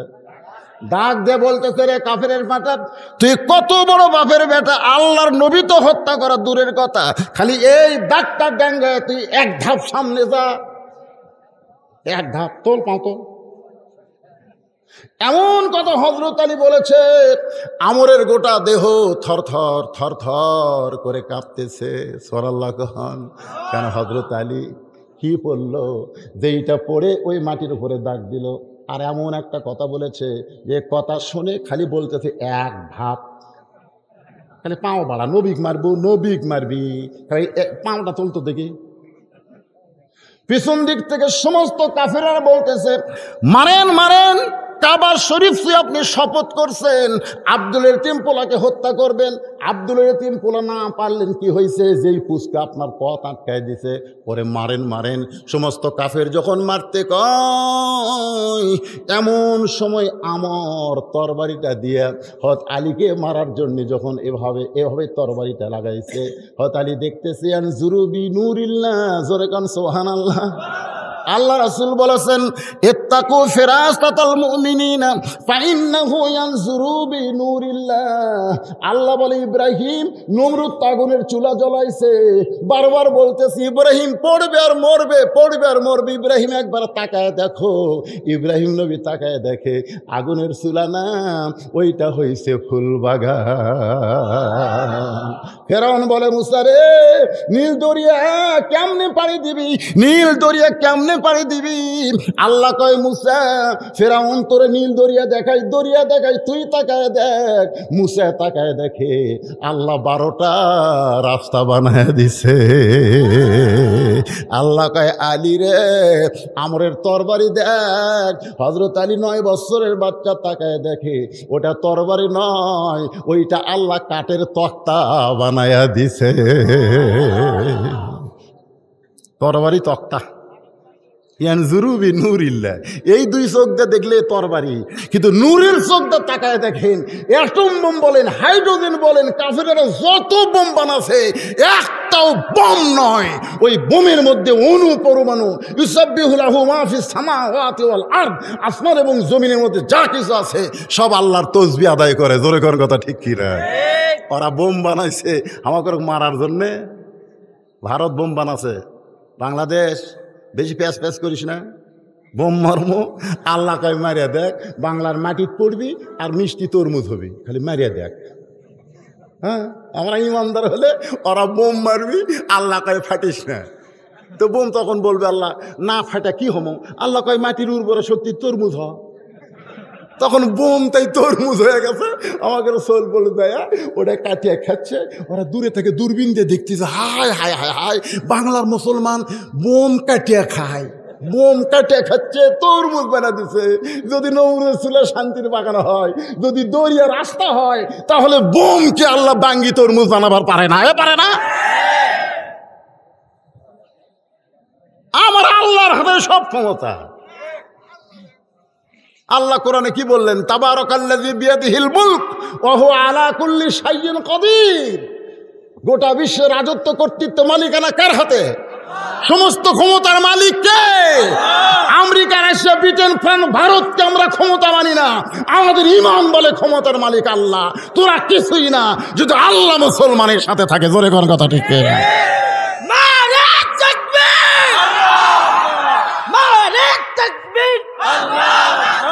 ইসলামের শত্রুরা, ইসলামের শত্রুরা লিল্লাহে তাকবীর। আসলেই তো তাই। ইসলামের শত্রুরা কি? আপনি কি মনে করছেন বাড়িওয়ালা ন্যাংরা? জানেন বাড়িওয়ালা একটা ন্যাংরা, কিন্তু সজাগ, খুব সজাগ। রাত 3টার সময় আমার মতন একটা জুয়ান তাগড়া মানুষ চুরি করার জন্য দরদার কাছে দেয় খুসখুস করতেছে। ন্যাংরা সজাগ আছে, যায় ন্যাংরা খালি বলতেছে কে রে, এই কে রে করলে আপনি কন্ত আমার মতন জুয়ান তাগড়া চোর থাকবে না, দৌড় দিবি। আজকে আমরা যদিও ন্যাংরা, ওই ভারতের কাছে আমেরিকার কাছে আমরা ন্যাংরা, কিন্তু আমাকে ইমানের বলে সজাগ থাকা লাগবে। ধরে কোন কথা ঠিক কিনা?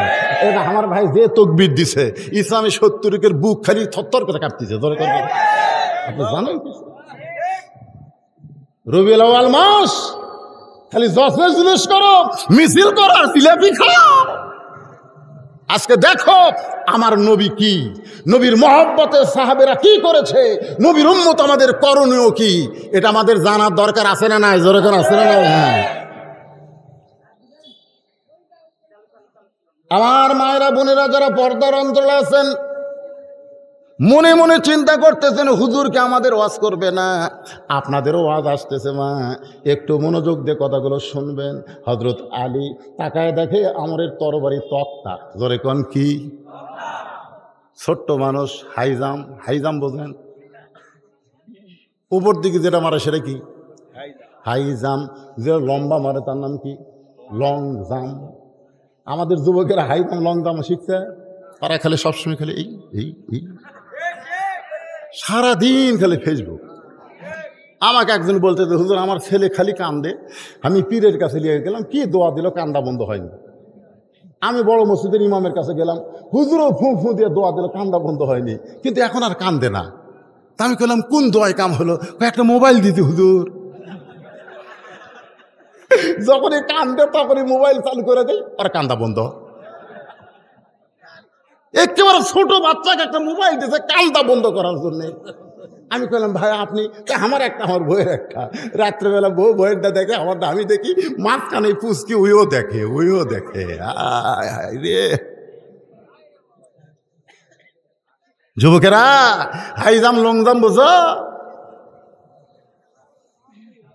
সকালবেলা ফজরের নামাজের পরে যে মুক্ত বাতাস, সেই বাতাস যদি নাক দিয়ে একবার ভিতরে ঢোকে, তোমার মধ্যে কোনো মুনাফিকি থাকবে না, তোমার ভিতরে সমস্ত অসুখ আল্লাহ ভালো করে দিবে। জোরে কোন কথা ঠিক করে?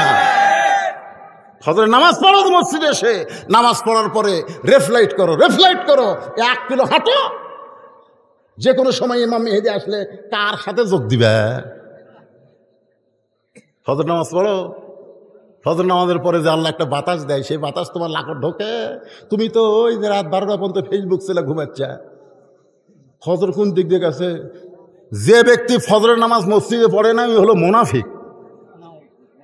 কে ভাই ভুল করছে? এই যুবকেরা, ফজর আর এশা মসজিদে পড়া লাগবে।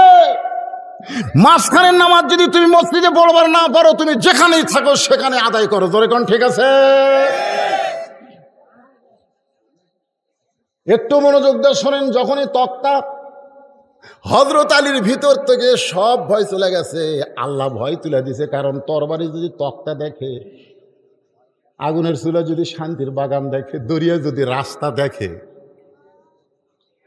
হাই জাম করে, এক জাম করে ওই তক্তার উপরে হযরত আলী উঠছে। ওঠার পরে 27 ইঞ্চি তরবারি, বিসমিল্লাহ কয়া, আমরের ঘাড়ও 27। ওসমান গনি যে তরবারি দিতে সেটা মাপে কয়, আর ঘাড় 27 ইঞ্চি মাপ বাড়ে, সেই ঘাড়। হয়তো আলী দেখে খাপের খাপ, মন্তাজের বাপ, মানে এখানে মিলে গেছে। হযরত আলী বিসমিল্লাহ কইয়া ওই ঘাড়ের উপরে যেই মাত্র তরবারি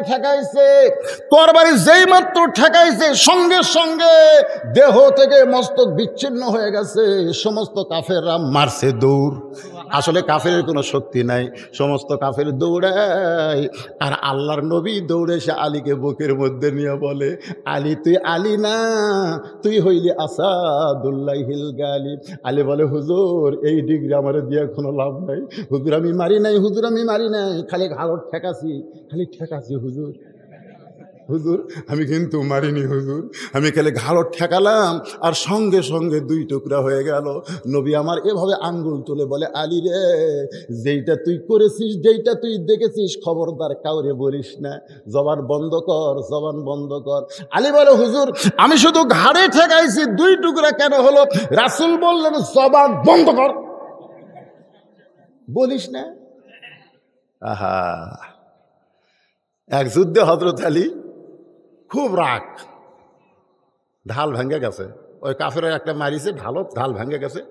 রাগের চলে দৌড়ে গিয়ে কামুজ দুর্গের একটা দরজা হেঁচকা টান মারছে, দরজা হাতত চলে যাচ্ছে। ওই দরজা 50 জন লোক 100 জন লোক লড়াবার পারে না, সেটা একজনের হাতত। ওই দেখার পরে সমস্ত কাফের মারছে দৌড়। এটা মানুষ না রে, কামুজ দুর্গের দরজা তাই ঢাল বানাতেই মানুষ। বিনা যুদ্ধে মুসলমানের বিজয়। সব সাহাবী নবীকে বলতেছি, ইয়া রাসূলুল্লাহ আজকে আলীর কারণে মুসলমানের বিজয় হয়েছে। রাসূল বললেন, নাউযুবিল্লাহ। ইজা জা নাসরুল্লাহি ওয়াল ফাত ওয়া রাআইতান নাস ইয়াদখুলুনা ফি দীনিল্লাহি আফওয়াজা। সূরা নসর আল্লাহ কি জন্য নাজিল করছে? মক্কা বিজয় কোনো মানুষের জন্য হয় নাই, আল্লাহ বিজয় দিয়েছে। জোরে কোন কথা ঠিক কিনা? কিছুক্ষণ পরে হযরত আলী আসলেন। আল্লাহ নবী বললেন, আলী খবর কি? আলী বলতে, হুজুর আপনি শোনেন নাই, কেবলমাত্র ওই দরজাটা ঢাল বানাইছে, কাফেরা ভয়ে পালায় গেছে। হুজুর সবাই যখন পলায় গেছে, আমার এত রাগ হলো, আমি দরজা ফেলে দিছি, অনেক দূর গিয়ে দরজা পড়ছে। রাসূল কয়, সত্যিই তাই? বলে, হুজুর বিশ্বাস হয় না আপনার?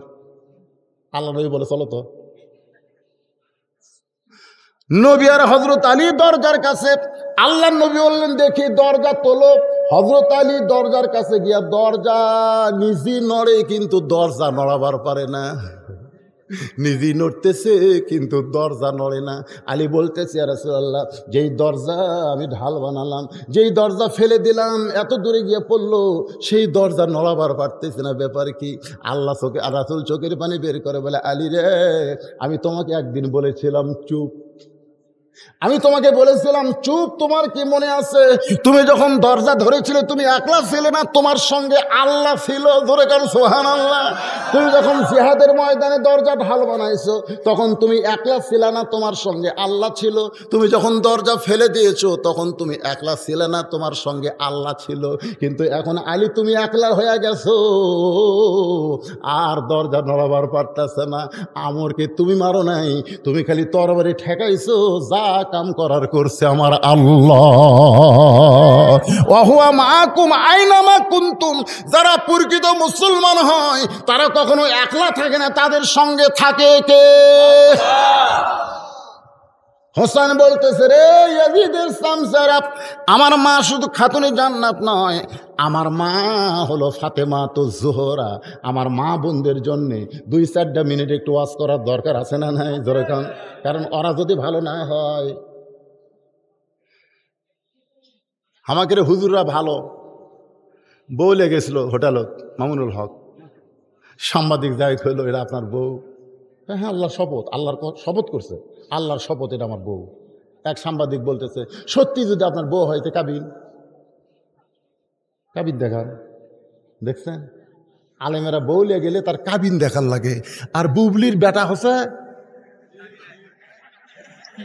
বুবলি মরিয়ম হচ্ছে, মরিয়ম। এক মরিয়ম আছে, কোরআনে মরিয়ম নাই? যে মরিয়মের ছেলে ঈসা হয়েছে স্বামী ছাড়া। তো বুবলির স্বামীকে আজ পর্যন্ত বলবার পারতেছে না, অথচ ছেলের বয়স 2.5 বছর। ওর সন্তানের বয়স কত? আড়াই বছর বয়স। এখন পর্যন্ত একটা সাংবাদিক করলো না তোমার স্বামীকে। আর মৌলবীর বইয়ের কাবিন কোথায়? এটা কোন দেশ রে? এই জন্য আমার মা বোনদের জন্য একটু ওয়াজ করার দরকার আছে না নাই? হোসাইন বলতেছে আমার মা শুধু খাতুনে জান্নাত নয়। অনেকে মনে করে নবীর মেয়ে বলে খাতুনে জান্নাত, কিন্তু আল্লাহর নবী বলেছেন ফাতেমা তুমি কখনো মনে করবা না তোমার বাবা আল্লাহর নবী বলে তুমি জান্নাতি, কখনো মনে করবা না। তোমার বাবা আল্লাহর নবী বলে তুমি জান্নাতে যাবে, কখনো মনে করবা না। জান্নাতে যদি যাবার চাও ফাতেমা, তাহলে জান্নাতের আমল করে তোমাকে জান্নাতে যেতে হবে। আব্দুল কাদের জিলানী রহমতুল্লাহ আলাইহি, যাকে আমরা বাংলার মানুষ বড় পীর কই, জোরে কোন কি পীর? এই বড় পীর আমি এই বাগমানের মধ্যে কয়ে ধরা খাস না। যেই কছি বড় পীর, সভাপতি সাহেব আমার মুখের কাছ থেকে মাইক কাটালিস, হয়তো সভাপতি সাহেব মুখের মাইক টানতেছে। আমি বললাম ভাই টান দিলেন কেন? বলে কোরআন হাদিসের মাহফিলে কিসের বড় পীর? আপনি বড় পীর কোরআনে আছে? আমি বললাম নাই, হাদিসে নাই। তো যেটা হাদিসে নাই কোরআনে নাই সেই কথা আপনি মাহফিলে কোন কেন?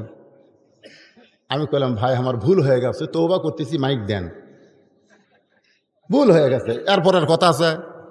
তো আমারে যখন মাইক দিল তখন আমি সভাপতি সাহেবকে বললাম আপনার বাড়ি কোথায়? আমি ঢাকার থেকে আসিনি, এই গ্রামে আমার বাড়ি। তো এই গ্রামের কোন জায়গায় আপনার বাড়ি? বলে বড় মসজিদের কাছে। যেই বলছে বড় মসজিদের কাছে, আমার কথার দলিল পাওয়া গেছে। আমি বললাম ভাই বড় মসজিদ কেন? বলে আমাদের গ্রামে 3টা মসজিদ আছে, 3টা মসজিদের মধ্যে আমার বাড়ি যেখানে এটা হলো বড় মসজিদ। তা আপনার মসজিদের হুজুর কয়টা? কয় 3 হুজুর। 3টে এক সমান? না না, তা হবে কে? যে আজান দেয় ছোট হুজুর, যে 5 ওয়াক্ত পড়ায় মেজো হুজুর, আর যাই খুতবা দেয় সেটা বড় হুজুর। তাহলে 3টা হুজুরের মধ্যে একটা যদি বড় হুজুর হয়, 3টা মসজিদের মধ্যে একটা যদি বড় মসজিদ হয়, তাহলে পীরের মধ্যে একটা বড় পীর নাই? তখন কয় হুজুর কথা তো ঠিকই।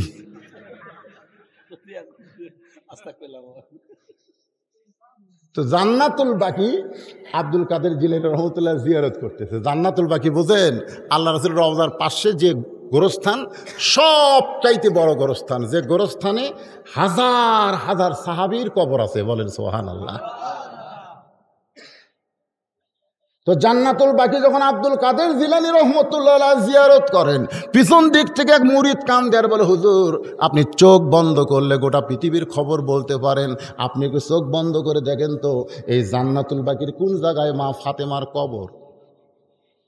হুজুর আপনি একটু দেখেন তো জান্নাতুল বাকির কোন জায়গায় মা ফাতেমার কবর। আপনি যদি একটু কবরের খবর দেন, আমরা ফাতেমার কবরের কাছে একটু জিয়ারত করব। আব্দুল কাদের জিলানী ছোট বাচ্চার মতন কান্দের, বলে রে মুরিদেরা, জান্নাতুল বাকির মধ্যেই মা ফাতেমার কবর আছে, কিন্তু কবরটা কোন জায়গায় এটা কিয়ামত পর্যন্ত কেউ বলতে পারবে না। সমস্ত মুরিদরা বলে হুজুর জান্নাতুল বাকির মধ্যেই ফাতেমার কবর, কিন্তু কবরটা কোন জায়গায় কিয়ামত পর্যন্ত কেন বলতে পারবে না? আব্দুল কাদের জিলানী বললেন আমার মা ফাতেমা হইল জোহরা। আমার মা ফাতেমা কি? জোহরা। জোহরা। সমস্ত মুরিদ কয় হুজুর জোহরা মানে কি? এই যুবকেরা এই একটু কান দিয়ে শোনো। সমস্ত মুরিদ আব্দুল কাদেরকে ঝোলে বলতেছে হুজুর জোহরা মানে কি? তা আব্দুল কাদের জিলানী বললেন জোহরা মানে হলো, শুনবেন শুনবেন, এই সাইডে প্যাচ প্যাচ করে কে? কথা কয় কে? এই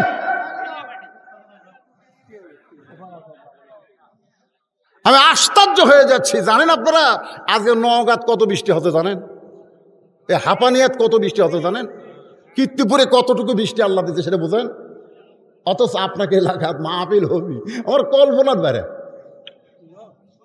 আজকের মাহফিল আমার ভাস্তা ফরাত আমাকে মোবাইলত ভিডিও করে বৃষ্টি 25 সেকেন্ড ভিডিও করে দেখা হোক, বলতেছে মাহফিল হওয়ার কোনো সম্ভাবনা নাই, খালি হাতির মুতির মতো বৃষ্টি হচ্ছে। এত বৃষ্টির পরেও আপনাকে এলাকাতে আল্লাহ বৃষ্টি দেয়নি, তার মানে আজকের মাহফিল আল্লাহ কবুল করবে। জোরে কর সুবহানাল্লাহ। আর এমন ভাবে আপনারা বসে আছেন, নড়া নাই চড়া নাই কিছু নাই, আর পিছনে কথা কয়।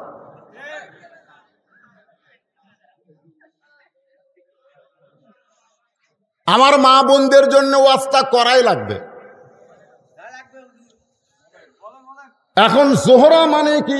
সমস্ত মুরিদ যখন আব্দুল কাদের জিলানীকে বলতেছে, আব্দুল কাদের জিলানী বললেন, তাহলে শোনো, এশার নামাজের পরে হযরত আলী ঘরের মধ্যে ঢুকছে। কোন নামাজ? এশার নামাজের পরে মরদ মানুষেরা বাইরে থাকবেন না। এশার নামাজের পরে ঘর যাবেন। আল্লাহ রাসূল বলে এশার নামাজের পরে কোনো গাল গল্প চলবে না। এশার নামাজের পরে তোমরা ঘুমিয়ে যাও, যেন ফজরের জামাত তোমরা আদায় করতে পারো। সুবহানাল্লাহ। এশার নামাজের পরে আল্লাহুম্মা বিইসমিকা আমুতু আহিয়াকে আপনি ঘুমিয়ে গেছেন, আর সালাতু খায়রুম মিনান নাওম শোনার পরে আপনি ফজরের জামাত শুরু যা শামিল হলেন। আল্লাহ রাসূল বলেছে, তুমি মাঝখানে যে কয় ঘন্টা ঘুম পারছো, এই কয় ঘন্টা আল্লাহ তোমার ইবাদতের মধ্যে শামিল করে নিছে। জোরে কোন সুবহানাল্লাহ। হযরত আলী এশার নামাজের পরে ঘরের মধ্যে ঢুকেই আলহামদুলিল্লাহ তাকায় দেখে ঘরের বিছনা সুন্দর, হাসান হোসেনকে সুন্দর করে সাজিয়া দিয়া, ফাতেমা সুন্দরী, এমনি তো সুন্দরী, সাজিয়া গুজে বসে আস।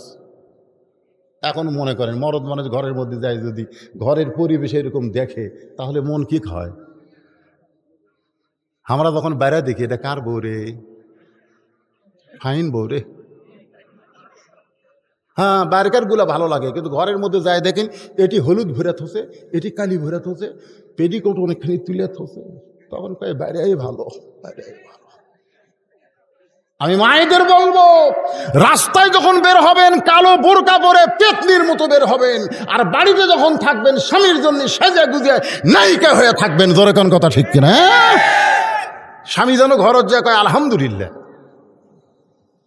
উল্টে হসে, যখন বাপের বাড়ির যাবি, কোনো জায়গায় বেড়াবার যাবি, তখন ভালো ভালো জিনিস সব বার করে পড়বি। স্বামী কয় কোথায় যাবা? কয় বেড়াবার যাবো। কয় তাই তো রে, বেড়াবার যাবা ভালো ভালো জিনিস পরে, আর আমার কাছে থাকো সব পুরানা কাপড় পরে। হযরত আলী আল্লাহর শুকুর আদায় করলেন, সঙ্গে সঙ্গে হাসান হোসাইনের দুই গালে দুইটা চুমু দিয়া ফাতেমা বলতেছে, বাবা তোমরা দুই ভাই একটু অন্য ঘরে যাও, তোমার বাবার সঙ্গে আমার গোপন কিছু গল্প আছে। সুবহানাল্লাহ কোন। ফাতেমা যখন বলতেছে হাসান হোসেনকে, তোমরা দুই ভাই একটু অন্য ঘরে যাও, তোমার বাবার সঙ্গে আমার গোপন কিছু গল্প আছে, বলার সঙ্গে সঙ্গে হাসান হোসেন মুস্কি মুস্কি হাসে। মুস্কি মুস্কি হাসার কারণ হলো, আমার মা সাজা গুজা বসে আছে কার জন্যে? এজোর এখন কার জন্যে? তাহলে বাবার জন্যে যদি সাজা গুজা বসে থাকে, আর আমরা দুই ভাই যদি ঘরত থাকি, তাহলে সাজা গুজা তো লাভ হবে না। এই জন্য দুই ভাই হাসতে হাসতে যখন অন্য ঘরে যায়, এমন সময় ফাতেমা ঘরের দরজা বন্ধ করে দেয়। যেই দরজা বন্ধ করেছে, হযরত আলী সঙ্গে সঙ্গে মাথার টুপি খুলছে। কারণ বউ যখন দরজা বন্ধ করে তখন টুপি পরা চলবি না। আপনি যদি কোন হুজুর কি নবীর সুন্নাত চলবে না কেন, তাহলে আপনারা যখন হজ করবার গেছেন, আপনারা বলেন তো আরাফার ময়দানে টুপি চলছে? এই ধরে কোন টুপি চলছে? টুপি চলবি না, সব জায়গার টুপি চলে না। কে বউ ঘরের দরজা বন্ধ করছে, কিসের হুজুর রে?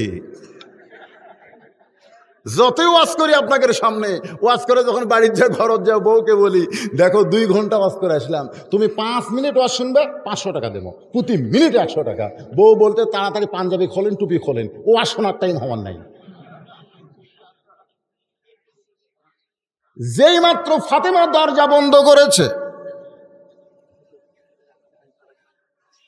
যেই মাত্র মা ফাতেমা দরজা বন্ধ করেছে, একটু মনোযোগ দিয়ে কথাগুলো শুনে বিরক্ত হচ্ছেন, সঙ্গে সঙ্গে হযরত আলী মাথার টুপি খুলেছে, মুস্কি মুস্কি হাসতেছে।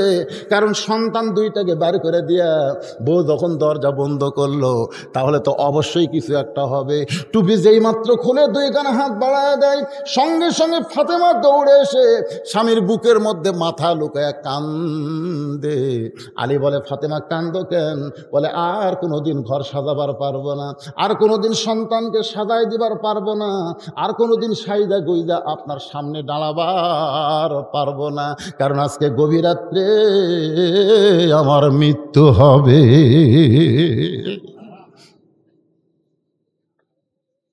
সেই মাত্র বলেছে গভীর রাত্রে মৃত্যু হবে। গাছের গোড়া কাটলে গাছটা যেমন ঠাস করে পড়ে যায়, হযরত আলী তেমনি পড়ে গেলেন ঘরের মাঝায়। ফাতেমা দৌড়ে গিয়া ওই স্বামীর মাথাটা উরাতের উপরে নিয়ে কপালে একটা চুমু দিয়ে বলে, স্বামী গো, এমন করে আপনি কাঁদবেন না, কারণ আসলে যাইতে হবে, আসলে যাইতে হবে। এই দুনিয়া থাকার জায়গা না। যতই বাড়ি বানান, যতই ঘর বানান, যতই কিছু করেন ভাই, আমরা যারা এসেছি আমরা যাব কি না? ওগো স্বামী, আপনি একজন আলেম হইয়া, বীর হইয়া, আমার বাবা বলেছে আনা মাদিনাতুল ইলমি ওয়া আলিউ বাবুহা, আমি হচ্ছে ইলমের শহর, আলী হচ্ছে তার দরওয়াজা। আল্লাহ বলেছেন আলিউ আসাদুল্লাহিল গালিব। আপনি একটা বীর হয়ে, আলিম হয়ে আমার মৃত্যুর খবর শুনে আপনি কাঁদেন কেন? আপনি কাঁদবেন না, কারণ দুনিয়াতে আসলে যাইতে হবে। আমি যেই মাত্র বলবো আসলে, আপনার সবাই বলবেন যাইতে হবে। দেখবেন ওয়াজটা ইমানের খোরাক হয়ে যাবে। আসলে এই যুবকেরা তোমরা জোরে কও, কারণ তোমরা যে হারে মোটর সাইকেল চালাচ্ছে রে, সেদিন আমার এলাকাতে অটো ভ্যানের সাথে বাজিয়া হাই রে ভাই রে, মাথাত হেলমেট টেলমেট কিছু নাই। আমি পরে শুনলাম, আমি বলে হুন্ডা খালি এই এই এই মানে একটা আরং হুন্ডা বাজে, তা আরং হুন্ডা, ও বাবা চাকার পাশা মোটা, ওই পিছনের চাকা মোটা, ওই মনে করছে আমি কি হইনু রে। অটো ভ্যানের সাথে বাজে একে 3 পল্টান খেয়ে একবার যা পড়িছে ভাই, মাথা হাত পাও সব গেছে। যুবকেরা তোমরা একটু জোরে বলো বাজান, মনে করো না যে রক্তের তেজ আছে, আমরা খাড়াই যাচ্ছি না। দাদা বেঁচে আছে, বাপ বেঁচে আছে, আজরাইল কি ভুল করে আমার কাছে আসবি? ও বুড়া ঠিকই বেঁচে থাকবি, কিন্তু আজরাইল তোর কাছে আসবি। জোরে কোন ঠিক কিনা, কথা কন না। তাহলে সকাল বলেন আসলে। ফাতেমা বলে, স্বামী গো, আমি দুনিয়া থেকে বিদায় নেওয়ার পরে আমার 3টা চাওয়া আপনাকে পুরা করতে হবে। আমি দুনিয়া থেকে বিদায় নেওয়ার পর আমার 3টা চাওয়া পুরা করা লাগবে। আলী কান্দের বলে, ফাতেমা, দুনিয়াতে গরিব ছিলাম বলে তুমি কিছুই চাইলা না। এই দুনিয়াতে আমি গরিব ছিলাম বলে আমার কাছে তুমি কিছুই চাওনি রে। আমি যা দিয়েছি খুশি মনে গ্রহণ করেছো, কিন্তু মরার পরে তুমি কি চাইবা ফাতেমা? ফাতেমা বলে, 1 নম্বর চাওয়া হলো আমার মৃত্যু রাত্রেবেলা হবে, রাত্রেবেলায় আমাকে দাফন করা লাগবে, কারণ রাতের বেলা মরবো আমি, আর দিনের বেলা আমাকে দাফন করবেন। কারণ সব সময় আল্লাহর কাছে বলেছি, আল্লাহ পর্দার মধ্যে আমার মৃত্যু দিও, আমার দাফনটাও যেন পর্দার ভিতরে হয়। তার মানে 1 নম্বর চাওয়া হলো আমি রাতের বেলা মরবো, রাতের বেলায় দাফন করবেন। আমার 2 নম্বর চাওয়া হলো আমার কোনো জানাজার ব্যবস্থা করবেন না, আমার কোনো জানাজার ব্যবস্থা করবেন না। আলী কান্দের বলে, তুমি নবীর কলিজার টুকরা মেয়ে, তোমার জানাজায় হাজার হাজার লক্ষ মানুষ এসে দোয়া করবে, তুমি কি সেই দোয়া চাও না? ফাতেমা বলে, লক্ষ মানুষের দোয়া দিয়ে আমার কি হবে?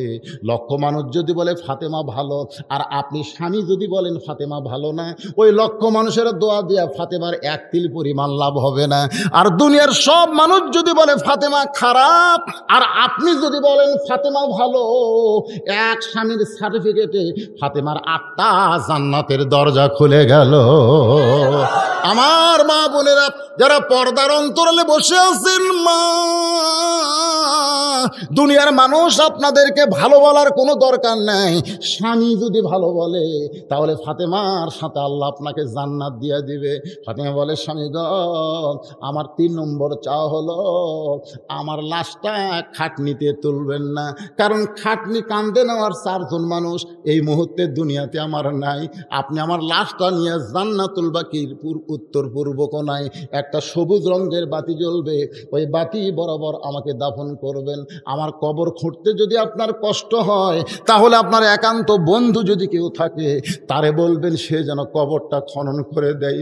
হযরত আলীর বন্ধু আবু যর গিফারের কাছে গিয়ে বলে, আবু যর, জান্নাতুল বাকির পূর্ব কোণায় সবুজ রঙের বাতি জ্বলতেছে, বাতি বরাবর একটা কবর কর। আবু যর গিফারি বলে, আলী ভাই, দুনিয়ার কেউ মৃত্যুবরণ করে নাই, খামাকা কবর কেন খনন করব? আর রাতের বেলা কেন কবর খনন করতে হবে? দিনের বেলা কি কবর খনন করা যায় না? আবু জহরের দিকে আলী তাকায় বলে, আবু জহর, আমার হাসান হোসেন আজকে মারা হয়ে যাবে, ফাতেমা রাতের বেলায় মরবে, রাতের বেলায় কবর দেওয়া লাগবে, যারে কবর কর। আবু জহর গিফারি কোদাল নিয়ে ওই জান্নাতুল বাকির পূর্ব কোনায়, ভাইজান মনোযোগ দিয়ে শোনেন, সবুজ রঙের একটা বাতি জ্বলতেছে। ওই বাতির আলোটা গোলাকার হয়ে না বলে কবরের মতন চারকানা হয়ে পড়ে গেছে। ওই চারকানা আলোর মধ্যে কোদাল দিয়া কবর খুঁড়তে খুঁড়তে এক সময় আবু জহর গিফারি আবেগে, বিবেক না আবেগে বলতে যে, কবর রে, তুই কি জানিস রে কবর, আজকে তোর মধ্যে কাকে দাফন করা হবে? দিনের বেলা কবর না খুঁড়ে রাতের বেলা কবর খনন হচ্ছে। তুই কি বলতে পারিস কবর আজকে কার জন্য কবর খনন করা হচ্ছে? কবর, আজকে তোর মধ্যে যাকে রাখা হবে সে হলো রাসূলের কলিজার টুকরা মেয়ে ফাতেমা। খবরদার, কবর বেয়াদবি করবি না। কবর, তুই কি জানিস আজকে তোর মধ্যে এমন একজন বিবিকে রাখা হবে যার স্বামী হচ্ছে আসাদুল্লাহিল গালিব। রে কবর, খবরদার বেয়াদবি করিস না। কবর রে, জান্নাতি যুবকদের সর্দার হাসান হোসেনের মা আজকে তোর মধ্যে দাফন হবে। কবর রে, খবরদার বেয়াদবি করিস না। এই বলে আবার যখন কোদাল মারতে চায়, হঠাৎ কবরের মধ্য থেকে আওয়াজ আসতেছে, আবু জহর, কার মা, কার মেয়ে, কার বিবি, এইটা কবর দেখবে না। কবর দেখবে আমল যদি ভালো হয়, কবর তার জন্য জান্নাতের বাগান হয়ে যাবে। আর আমল যদি খারাপ হয়, কবর জাহান্নামের গর্ত হবে। আপনারা মনে করবেন না এটা ফাতেমার জন্য কবর বলতেছে, এটা ফাতেমার জন্য বলতেছে না, এটা দুনিয়ার সমস্ত মানুষের জন্য কবরের ঘোষণা। জোরে কোন ঠিক কি না? এই কথা শোনার সঙ্গে সঙ্গে আবু জহর গিফারি আর কোদাল মারতে পারে না, কোদাল ফাইলা দিয়ে কবর কবর বলতে বলতে পালিয়ে গেছে। গভীর রাত্রে হযরত আলী ফাতেমার লাশখানা ওই জান্নাতুল বাকির গোরস্থানে গিয়া দেখে আবু জহর গিফারি আর নাই। আবু জহর কোথায় রে? আল্লাহ তাআলা আবু জহরকে খেদায়া দিছে, কারণ ফাতেমার কবরের খবর যেন না জানি, এই জন্যই তো আবু জহর কবরের কাছে নেই। নিজে কবর দাফন করার পর আল্লাহর কাছে বলতেছে, আল্লাহ, আমার ফাতেমাকে, আমার বিবিটাকে কবরের মধ্যে রাইখা তোমার কাছে সুপর্দ করে দিলাম। আল্লাহ, আমি আলী ফাতেমার ওপর খুশি হয়ে গেছি, আল্লাহ তুমি খুশি হও। এই কথা বলার সঙ্গে সঙ্গে তাকায় দেখে সামনে আর ফাতেমার কবর নাই, 3-4টা পুরাতন কবর দেখা যায়। আলী চিৎকার দিয়ে বলে, ফাতেমার কবর, ফাতেমার কবর, ফাতেমার কবর। কে যেন বলতেছে, আলী রে, আমার ফাতেমা পর্দানিশী, আমি আল্লাহ জোহরা ডিগ্রি দিয়া ফাতেমার কবরকে কিয়ামত পর্যন্ত পর্দা করেছি। ফজরের নামাজ পড়তে আসলেন হযরত আলী, আসা থেকে আবু জহর গিফারি নাই। যে আবু জহর গিফারি হযরত আলীর সাথে দাঁড়ায় নামাজ পড়ে, ফজরের সময় আবু জহর গিফারি কোথায় গেল পায় না। জোহরের সময় নাই, আসরের সময় নাই, 1 দিন নাই, 2 দিন নাই, 1 সপ্তাহ নাই, 2 সপ্তাহ নাই, 1 মাস নাই, 2 মাস নাই, কয়েক বছর পর সব মদিনার সাহাবীরা আবু জহরের চিন্তায় কোথায় গেল আবু জহর। কয়েক বছর পর পাগল বেশে আবু জহর মদিনায় চলে আইছে। মদিনার বাচ্চারা পাগল পাগল, মজনু মজনু বলে এরকম ছোট ছোট পাথর মারতেছে।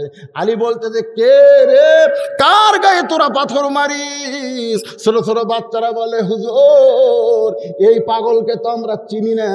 আলী কাছে গিয়ে তাকায় দেখে এই পাগল আর কেউ না, এই পাগল হলো আবু জহর। হযরত আলী আবু জহরকে হাত ধরে বলতেছে, ভাই রে, আমার বিবি ফাতেমার কবর খুঁড়তে খুঁড়তে তুই কোথায় হারায় গেছিস ভাই? কয়েক বছর মদিনায় তোরে খুঁজে পাই না, আজকে তুই কোত্থেকে আইছিস? আবু জহর বল, কথা বল। আবু জহর শুধু বলে কবর, শুধু বলে কবর, শুধু বলে কবর, কোনো কথা বলে না। আলী যখন হেঁচকা টান দেয় বলে, আবু জহর বল, তোর কি হয়েছে? কবর কবর বলে চিৎকার দিয়া ফিট হয়ে পড়ে যায়। হযরত আলী উরাতের ওপরে নিয়ে আবু জহর গিফারির কপালে হাত দিয়ে দেখে আবু জহর গিফারি আর দুনিয়াতে নাই, এই দুনিয়া থেকে চিরবিদায় নিয়েছে। আলী কান্দের বলে, আল্লাহ, এই কবর আমাদের সকলের সামনে রয়েছে। আজকে যারা জান্নাতের বাগানে বসে আছেন ভাই, আমাদের সকলের সামনে কবর আছে না নাই? আল্লাহ রাসূল বলেছে, কবরের পাথেও জোগাড় করে তোমরা কবরে রওনা দিও। আজকে যেই মসজিদকে কেন্দ্র করে, যেই মসজিদকে লক্ষ্য করে আজকের মাহফিল, আপনারা কবরকে সামনে নিয়ে, হয়তো এখান থেকে বাড়ি যাওয়ার কোনো গ্যারান্টি নাই, যে কোনো সময় আমাদের মৃত্যু হবে। আজকে কবরের পাথেও হিসাবে এই মসজিদে আপনারা 500 টাকা, 1000 টাকা, 2000 টাকা, 5000 টাকা, এমনকি 5-10 টাকা, যে যা পারবেন আল্লাহর হস্তে 5 মিনিট একটু দান করেন। তারপরে আমি আবার আপনাদের সামনে আলোচনা শুরু করব। ভাইজান, আপনাদের মধ্যে এমন কোন আল্লাহর বান্দা আছেন কিনা এই আল্লাহর ঘর মসজিদের জন্য 5,000 টাকা দান করবেন, 500 টাকা দান করবেন, 1000 টাকা দান করবেন? কারণ ওটা বসা করবেন না। আপনারা যেরকম সুন্দর হয়ে শুনছেন, কবরে সবাইকে যাওয়া লাগবে। না পারলে 10 টাকা দিয়ে কবরের পাথেও জোগাড় করবেন, কিন্তু উঠবেন না। উঠবেন কেন? একটু মাঝে মধ্যে উঠে উঠে ঠিকঠাক করে, আপনারা বিরক্ত হয়েন না। হ্যাঁ, আজকে আপনাকে ওয়াজ গোটা বিশ্বর মানুষ সবাই দেখবে, সবাই শুনবে। সর্দারপাড়ার কাশিম 1000 টাকা, এগুলো লেখা পড়তেছে বাজান। এতক্ষণ তো অনেক দিল, আর কেবল সিরিয়াল কয় নম্বর হলো? আচ্ছা, সর্দারপাড়ার কাশিম 1000 টাকা দান করছে। আল্লাহ কাশিমের দানকে আল্লাহ আপনি কবুল করেন, আল্লাহুম্মা আমিন।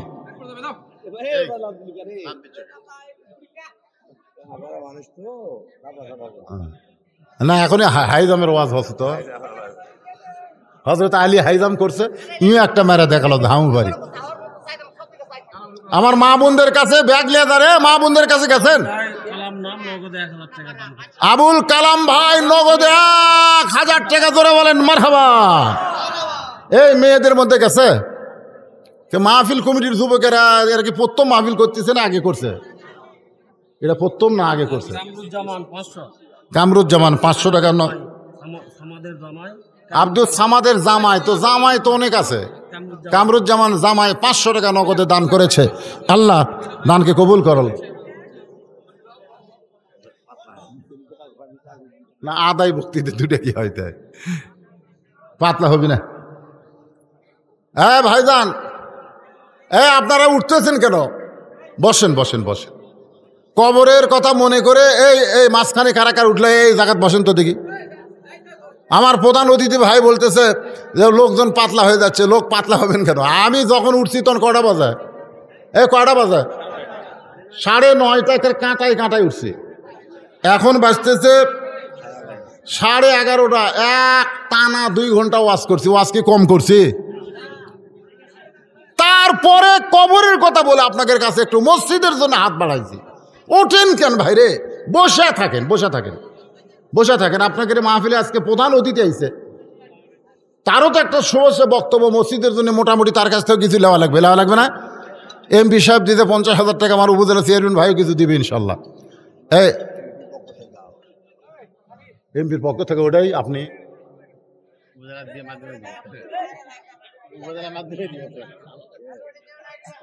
না না নিজে তো দেই, সব মাহফিলে 5,000 টাকা তো দেই, সেটা তো দেই।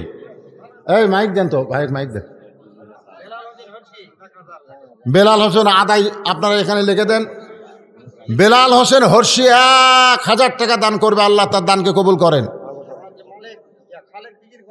খালেক দিঘির পাড়ে 1000 টাকা দান করবে, আল্লাহ দানকে কবুল। এগুলোকে আপনারা চিনেন? আচ্ছা, আপনারা চিনেন? এগুলো চিনেন? একই গ্রামে যদি 2 খালেক থাকে তো কিন্তু বাপের নাম না থাকলে উল্লেখ হচ্ছে। মাশাআল্লাহ। আপনাদের মাহফিলের সম্মানিত প্রধান অতিথি প্রত্যেক মাহফিলে নওগাঁয় প্রায় আমার সঙ্গে থাকে। এই সদরের মধ্যে মাহফিল, এত মহব্বত আমাকে। তা আজ প্রত্যেক জায়গাতে আগে আসে। আজকে তিলক পড়ে গেছিল মাহফিলে, এখানে শেষে হলেও আইসে। আমরা সবাই তাকে সম্মান এবং শ্রদ্ধা জানাই। এই মুহূর্তে আপনাদের সামনে ভাইকে শুভেচ্ছা বক্তব্য দেওয়ার জন্যে আমি অনুরোধ করতেছি। আমার ভাই এখন আপনাদের সামনে শুভেচ্ছা বক্তব্য দেবেন ইনশাল্লাহ। এই লেখ ভাই, এটা চালু করে দাও। আর আদায় হবে, আদায় লেখা পড়বে। মাশাআল্লাহ। মাঝি পাড়া দুলাল 1,500 টাকা নগদে দান করছে। আল্লাহ দানকে কবুল কর, আল্লাহুম্মা আমিন। বসে কোন ভাই, বসে কোন, ক্লান্ত হয়ে যাচ্ছি না এক জায়গার থেকে। মাঝখানে বসেন তো, বসেন। ওয়াজ পুস্তকের কাপের বিদ্যালয়ের মা তফসির কোরআন মাহফিল মাহফিলে যেভাবে ছিল ওইভাবে এই একটা আয়াত আছে পবিত্র কোরআনে, যে আয়াতকে বলা হয় আয়াতুল কুরসি। আয়াত কি? আয়াতুল কুরসি। আপনি যদি দরজা লাগানোর সময় আয়াতুল কুরসি পড়েন, রাত্রে ঘুমানোর সময় আয়াতুল কুরসি পড়েন, আয়াতুল কুরসি পড়ে যদি বাড়ির চারিধার যেদিক দিয়ে চোর আসার সম্ভাবনা আছে যে পানি ছিটান, এমনকি দরজা খুলেও যদি আপনি ঘুম পাড়েন তাও চোর আসবে না ইনশাআল্লাহ। এত পাওয়ার আয়াতুল কুরসির মধ্যে আছে। তাহলে ওই আয়াতুল কুরসিটা পড়ে ডাক দিয়ে বলেছেন, তুই কাফেরের বেটা, কত বড় বুকের পাটা। আল্লাহ রাসূল তো দূরের কথা, খালি ডাকটা ড্যাঙ্গায় সামনে এক ধাপ যা। আমার আর সেই কোরআন আমাদের কাছে আছে না নাই? কোরআনের ক্ষমতা আছে না নাই? আমি আজকে রবিউল আউয়াল মাসে আল্লাহ রাসূলকে নিয়ে, রাসূলের জীবনী নিয়ে, কোরআন নিয়ে আপনাদের সামনে দীর্ঘ সময় আলোচনা করেছি। আমাদের ফজরের নামাজ জামাতের সঙ্গে আদায় করতে হবে। আমি নওগাঁ সদরকে খুব ধন্যবাদ জানাই, যারা রাত 12টার মধ্যে মাহফিল সমাপ্তি করে। আমার সামনে একটা মাহফিল আছে, আমাকে বলতে দিত এসার পরে আপনাকে তুলে দেব। তার মানে কি, বেশি রাত করে ওয়াজ করে শেষে ফজর যদি কাজা হয়ে যায়, বক্তারও সাজা, কমিটিওয়ালার করে সাজা হবে। এই জন্য আমরা সকলেই ওয়াজও শুনবো, ঘুমও পারবো এবং ফজরের নামাজ জামাতের সঙ্গে আদায় করবো ইনশাআল্লাহ। আস্তাগফিরুল্লাহ রব্বি মিন কুল্লি জামবি ওয়া আতুবু ইলাইহি, লা হাওলা ওয়ালা কুওয়াতা ইল্লা বিল্লাহিল আলিয়্যিল আযীম। তোমাকে সবাই চেনে, এলাকার লোকেরা। অন্ধ হাফেজ আবুল কালাম আজাদ সবাই এদিকে আসে নাই, এদিকে আসে নাই, এসেছে, ওয়াজ করতে চাইছিল, সময় পায়নি। খুব সুন্দর ওয়াজ করে, বক্তায় বেশি, ওকে টাইম দেওয়া হয়নি। ও অন্ধ মানুষ। আমি চেয়ারম্যান সাহেবকেও লক্ষ্য করে বলতেছি, যিনি অন্ধ মানুষ, উনি শুনে শুনে দীর্ঘ 12 বৎসর জামিল মাদ্রাসায় 30 পারা কোরআন হেফজ করছে। 30 পারা কোরআন, সুবহানাল্লাহ। কোন একটা অন্ধ মানুষ কোরআনের আয়াত কীরকম আজ পর্যন্ত দেখে নাই, কোন অক্ষরের চেহারা কীরকম আজ পর্যন্ত জানে না। ওকে যদি বলেন যে বা কীরকম তা কীরকম বলতে পারবে না, কিন্তু 30 পারা কোরআন শুনে শুনে ও মুখস্থ করছে। শুধু মুখস্থই করে নাই, কোরআনের বাংলা অর্থ পর্যন্ত ও শুনে শুনে মুখস্থ করছে। একটু ওয়াজ করবে সেই নিয়তে, কারণ অন্ধ মানুষ মসজিদের ইমামতি করতে চাইলে সুন্দর কোরআন তেলাওয়াত 2 আয়াত পড়ে আপনাকে শোনাবে, শোনে নেনে। কিন্তু অনেকেই ফতুয়া দেয় যে কানার পাশে নামাজ হয় না, এই জন্য কোনো ইমামতির চাকরি পায় না। ও কিন্তু মুখস্থ খুতবা দিতে পারবে, ওকে খতিব হিসাবে কেউ নেয় না, আজান দিবারও নেয় না। ও কিছুই, কোনো কাজই করতে পারে না। ভ্যান চালাবে, রিক্সা চালাবে, অন্ধ মানুষ যে কী করবে? ওর চোখ দুটা নাই, আর কিছুই নাই, মানে সব দুনিয়া অন্ধকার। জি, আচ্ছা আচ্ছা। তো এই অন্ধ লোকটার পরিচয়ের আগে আমি দিয়েছি, ইউটিউবে আপনারা শুনছেন, যে কোনো কিছু কাজ করবো আর না পারলেও একটা কাম কিন্তু করছে। হ্যাঁ, সেই কামটা খুব কঠিন কাম। সেই কামটা হলো বিয়া করছে। আসলে অন্ধ মানুষ কোনো কামই পারিস না, বিয়েটা না করলে ভালো হতো। তো বিয়া তো করছে আলহামদুলিল্লাহ। বউটা নিয়ে যে গেলে শুয়ে থাকতো, কিন্তু তা করেনি। 4টা ছেলের বাপ হচ্ছে, হ্যাঁ 4টা সন্তানের বাপ। ওর বাপ নাই, মাও নাই, সহায় সম্পত্তি কিছু নাই। আবার এইবার শুনলাম যে দাদাও হসে, মানে ওর বড় ছেলে বিয়ে দিয়েছে, তার আবার কি লাতি না লাতি নেই, বাড়ি নন্দীগ্রাম, বগুড়া জেলারই নন্দীগ্রাম থানা। তো অন্ধ হাফেজ সাহেব আপনাদের কাছে এসেছে একটু সহযোগিতা পাওয়ার জন্যে। পরিবার নিয়ে বড় কষ্টে আছে, সব জিনিসের দাম তো বুঝতেইছেন, খুবই কষ্ট আছে, আর কিছুই নাই। তো বলতেছে আমি ওয়াজ করতে চাইছিলাম, ওয়াজের সময় হয়নি, তো 2টা আয়াত তেলাওয়াত করবো। তো এই 2টা আয়াত কোরআন থেকে তেলাওয়াত শোনেন, আর এই ফাঁকে যদি আপনারা কিছু পারেন, ভিক্ষা মনে করে নয়, একটা হাফেজকে সহযোগিতা, কোরআনকে মহব্বত করে ওকে কিছু আপনারা দান করবেন। ও বউ বাচ্চা নিয়ে খাবে, আপনাদের জন্য দোয়া করবে, আর দোয়া আল্লাহ কবুলও করবে, কারণ মাজুর ব্যক্তির দোয়া আল্লাহ কবুল করে। মাইকটা দেন, ধরল।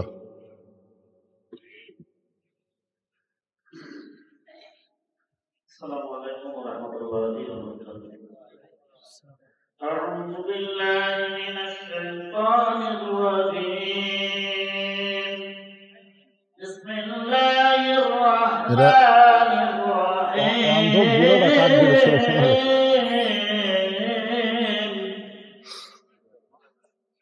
الذين إن مكناهم في الأرض أقاموا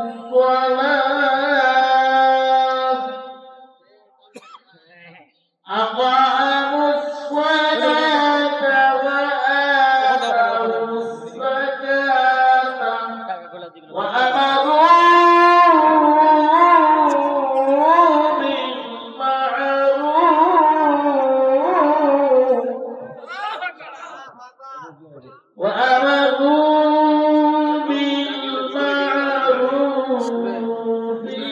নিচে পারো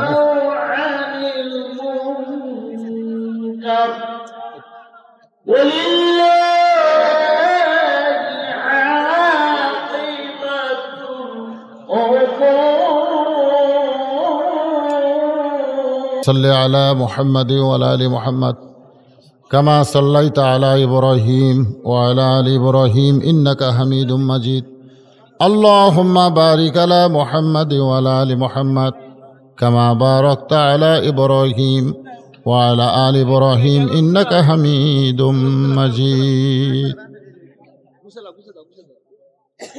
اللهم آمين اللهم أنت السلام ومنك السلام تباركت يا ذا الجلال والإكرام আয় আল্লাহ আবাদপুরের যুবকেরা বড় কষ্ট করে মেহনত করে হাজার হাজার টাকা পয়সা খরচ করে আল্লাহ জান্নাতের বাগান লাগাইছে আর সেই বাগানে হাজার হাজার তোমার বান্দা বান্দিরা উপস্থিত হয়ে ঘন্টার পর ঘন্টা আলোচনা শোনার শেষে আখেরি মোনাজাতে আমি গুনাহগারের সঙ্গে রহমতের দরজায় ফকির হয়ে দোকানা হাত তুলেছি আল্লাহ আল্লাহ মেহেরবানি করে আজকের মাহফিল আমাদের সকলার হেদায়েতের জন্য কবুল করেন আল্লাহ আলোচনার মধ্যে যদি কোনো ত্রুটি বিচ্যুত হয় মাফ করে দেন জাহাদিয়া মঞ্জুর করেন সোনার মদিনায় নবী পাকের রওজা মোবারকে কবুল করে নেন তামাম আম্বিয়াই কেরাম আসহাবে কেরাম তাবিনী কেরাম তাবা তাবিনী কেরাম তামাম পৃথিবীর মাটির নিচে যত মুমিন মুমিনাত শুয়ে আছে আল্লাহ সকলের আর ওয়াফরে হাদিয়া কবুল করেন আল্লাহ আমরা যারা হাত তুলেছি আমাদের মধ্যে জনম দুঃখিনী মা যাদের কবরে চলে গেছে ছোট্ট একটা শব্দ হলো মা এই নামের মধ্যে যে কি মধু আছে যাদের মা নাই তারাই বুঝতেছে আল্লাহ মেহেরবানি করে মায়ের কবরটাকে জান্নাতের টুকরা বানিয়ে দেয় আল্লাহ বাবার বাড়ি ঘর সবই আছে আমি সহ আমরা যারা বাবা হারা এতিম হয়ে গেছি আল্লাহ মেহেরবানি করে বাবার কবরকে জান্নাতের টুকরা কবুল করে নেয় আল্লাহ আমাদের দাদা দাদি নানা আত্মীয় স্বজন আপনজন কবরে গেছে আল্লাহ সকলের কবরকে জান্নাত হিসাবে কবুল করে নেয় আল্লাহ আজকের মাহফিলের সম্মানিত সভাপতি সহসভাপতিকে আল্লাহ আপনি কবুল করেন আজকের মাহফিলের প্রধান অতিথি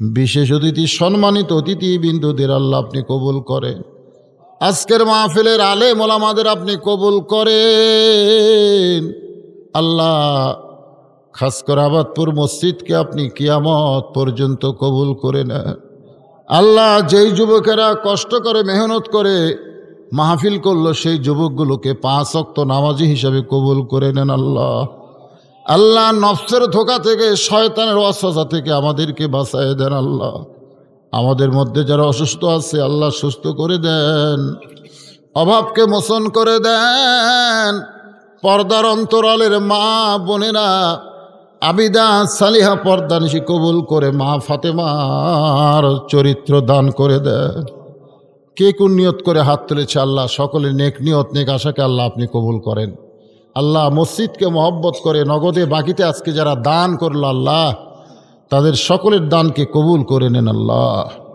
আল্লাহ এমপি সাহেবের পক্ষ থেকে উপজেলা চেয়ারম্যান ভাই 50,000 টাকা অনুদান ঘোষণা করলো। উপজেলা পরিষদ থেকেও কিছু দান করবে আল্লাহ। সবগুলো জান্নাতের বিনিময়ে আল্লাহ আপনি কবুল করে নেন। আল্লাহ আমাদের দেশের প্রতি রহম করেন।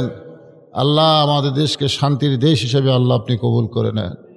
যুবকদেরকে মাদকমুক্ত যুবক হিসাবে কবুল করেন আল্লাহ। সুবহান রাব্বিকা রাব্বিল ইজ্জাতি আম্মা ইয়াসিফুন ওয়া সালামুন আলাল মুরসালিন ওয়ালহামদুলিল্লাহি রাব্বিল আলামিন বিরহমাতিকা ইয়া আরহামার রাহিমিন। আসসালামু আলাইকুম ওয়া রাহমাতুল্লাহি ওয়া বারাকাতুহু।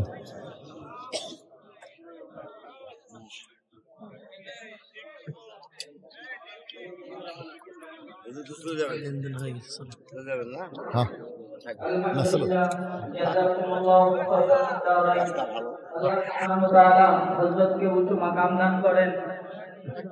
আমরা মা বোনের যারা পর্দার ভিতরে আছি